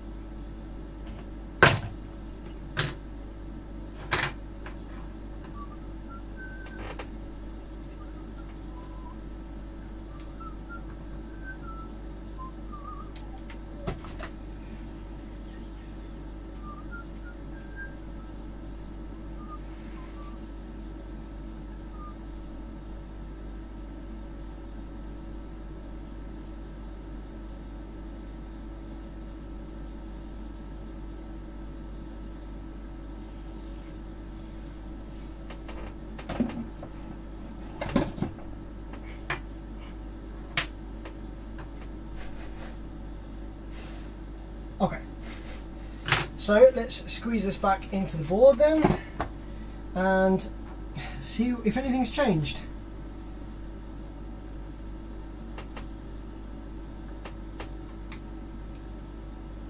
It's tempting to actually use put it back in the board and treat it like solder headers, like don't actually solder it in, just like push it in and hold it at a slight angle, you know, in the hope that it actually makes contact with all of these different pins, because it's a pretty tight squeeze, so it should do. So it is tempting to not actually solder it in and just kind of hold it in place in there. Like, it is properly tight in there, so I could probably get away with not actually soldering it in and just having it in there and hold it at an angle and see what happens. What do you reckon, guys? Would you do that? Like that? So I've pushed that in there. All of these pins are very, very tight in there. Like, where are we here?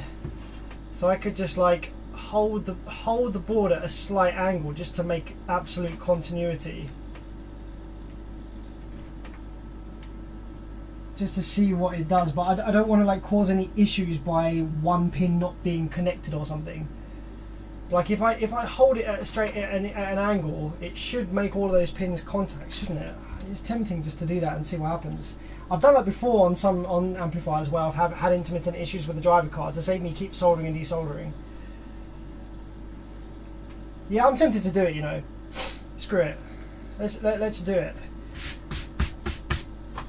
Let's hold this at a slight angle, power it up, just to see whether it's in protect straight away. Like we don't even have to let the full rail build. So I'll turn the current down. Hold it at a slight angle.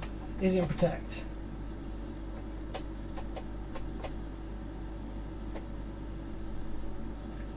Blue light doesn't even come on.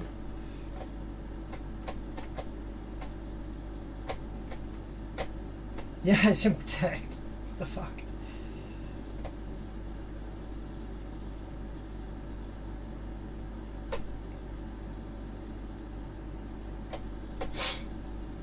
Yeah, shit is still in protect. So I don't know, do I want to solder in?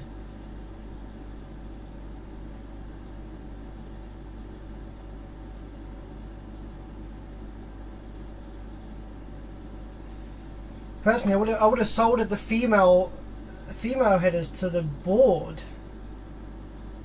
Soldered the female headers to the board. Oh, to the I see what you're saying. No, I don't see. No, that would have been tricky because they're like in plastic.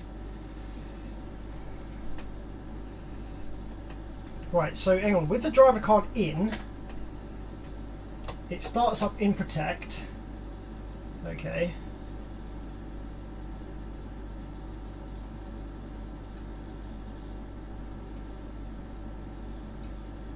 With the driver card not in, is it not? Is it in protect or not in protect? Oh look, if I wiggle it around, it comes out of protect. Look.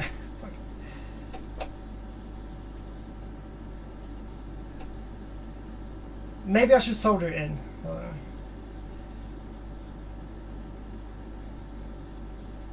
Well, I'm going to solder it in because it doesn't take long. I'm going to solder it in real quick, and if there's any issues, I can very quickly desolder it in like 2 seconds with the big ass hot soldering iron. So yeah, I'm going to solder it in, see what happens. I think.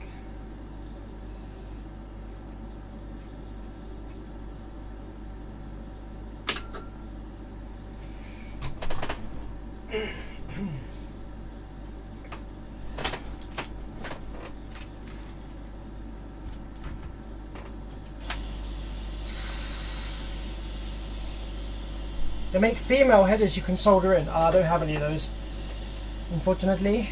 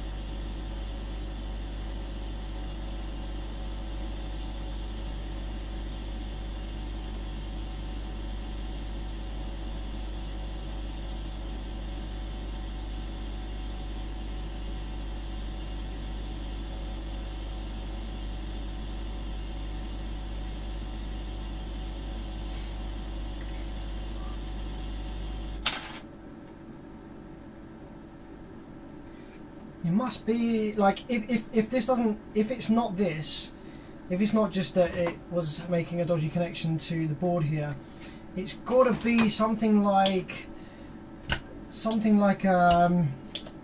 slightly broken trace on the driver card, or some resistor, like the actual carbon filament of the resistor is like faulty inside, perhaps.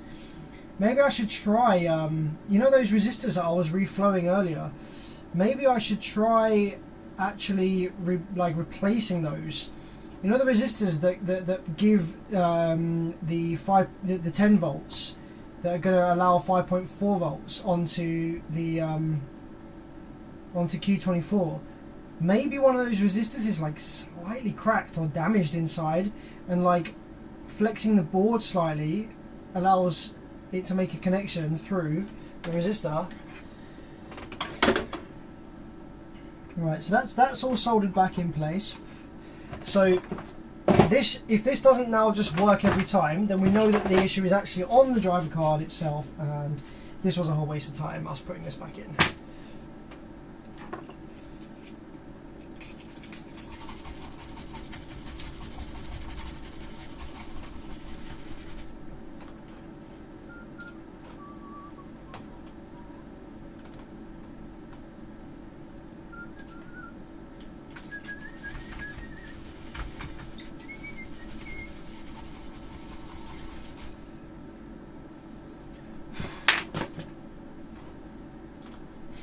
Okay, so what happens when we power it up? Is she in protect or not?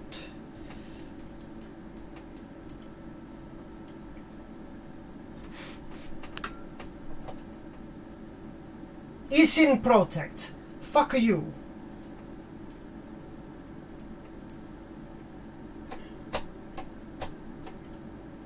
And if I wiggle around, anything happen? So we have no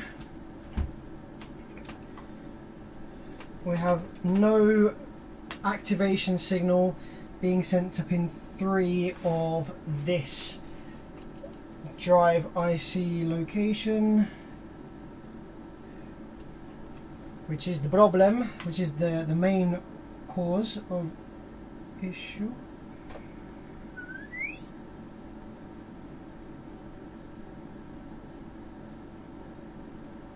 Yeah. So The issue is still on the card. It's still on the card. You know what I wonder? I wonder whether maybe by temporarily disconnecting, you know, the... I don't know, man. Fuck.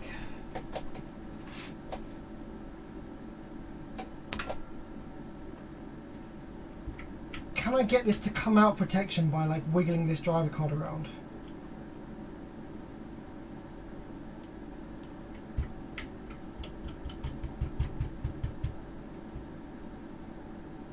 See, it's not even actually coming out of protection at all now, no matter how much I touch this driver card.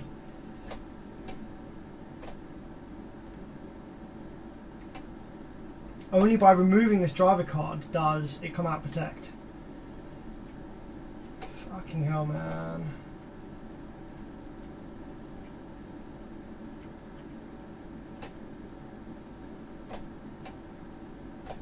Oh, there we go, it's out of protect. When I hold the driver card at this specific angle, or is that just a coincidence? Oh no, when I hold the driver card at this specific angle, it's out of protect. So let's just confirm that with a few more tests. Right, actually it's out of protection now. So if I wiggle this driver, oh, back in protection, right. So if I wiggle this driver card, if I hold it, pull it in this direction, no protect. If I push it in this direction, no protect. Now there's protect. I need something consistent. I need something consistent. Right. No protect. If I touch the main, right, if I slap the board, suddenly protect. So I know that the issue is something vibration related, or something bad solder joint, or bad tiny fucking something fucking tiny.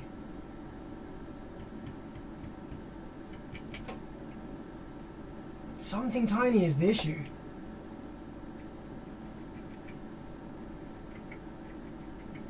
See, that's like I scratched at this driver card.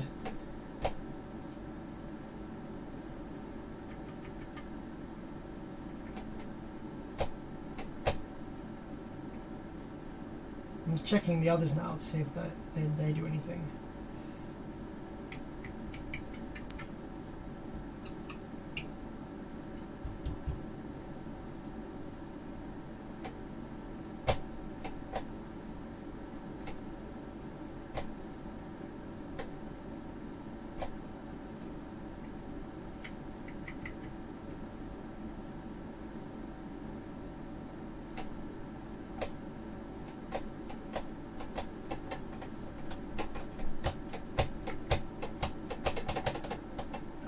I genuinely can't. I can't get a consistent. I can't get a consistent thing with it being in protect or not. Like it goes into protect there without me actually touching it.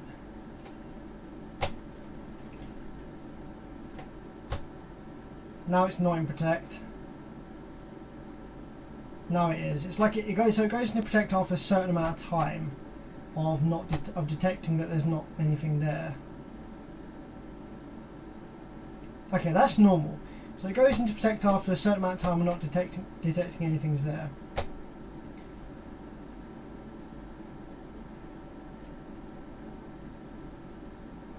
Maybe it's working as intended, I don't know, fuck. Oh man, this is so confusing, man. What the fuck?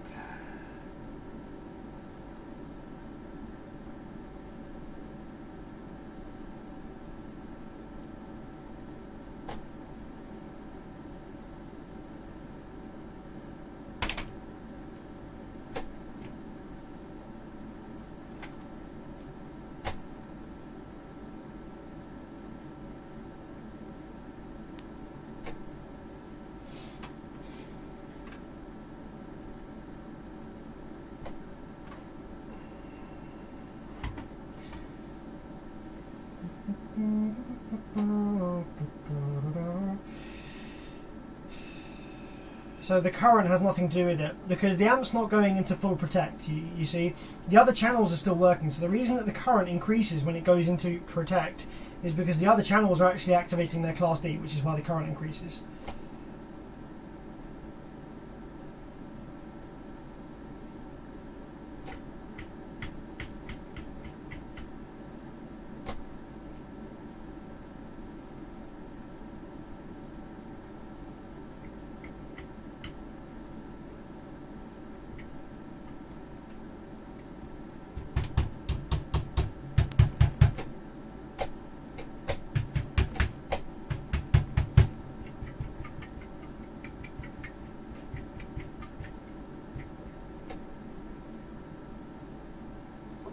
Okay, I have to leave it there for tonight, sadly, out of time. I'll come back and revisit this maybe on another stream, or maybe I'll just fuck around with it myself until it works, and we'll do something else on the next stream. Guys, thanks very much for tuning in with me and sticking with me until the end of this nonsense this evening. Sad that I couldn't get it up and running for you, but yeah, I hope it's been entertaining and a little bit educational perhaps. But yeah, cheers for joining me. I'll catch you in the next one. Peace out, guys. See you later.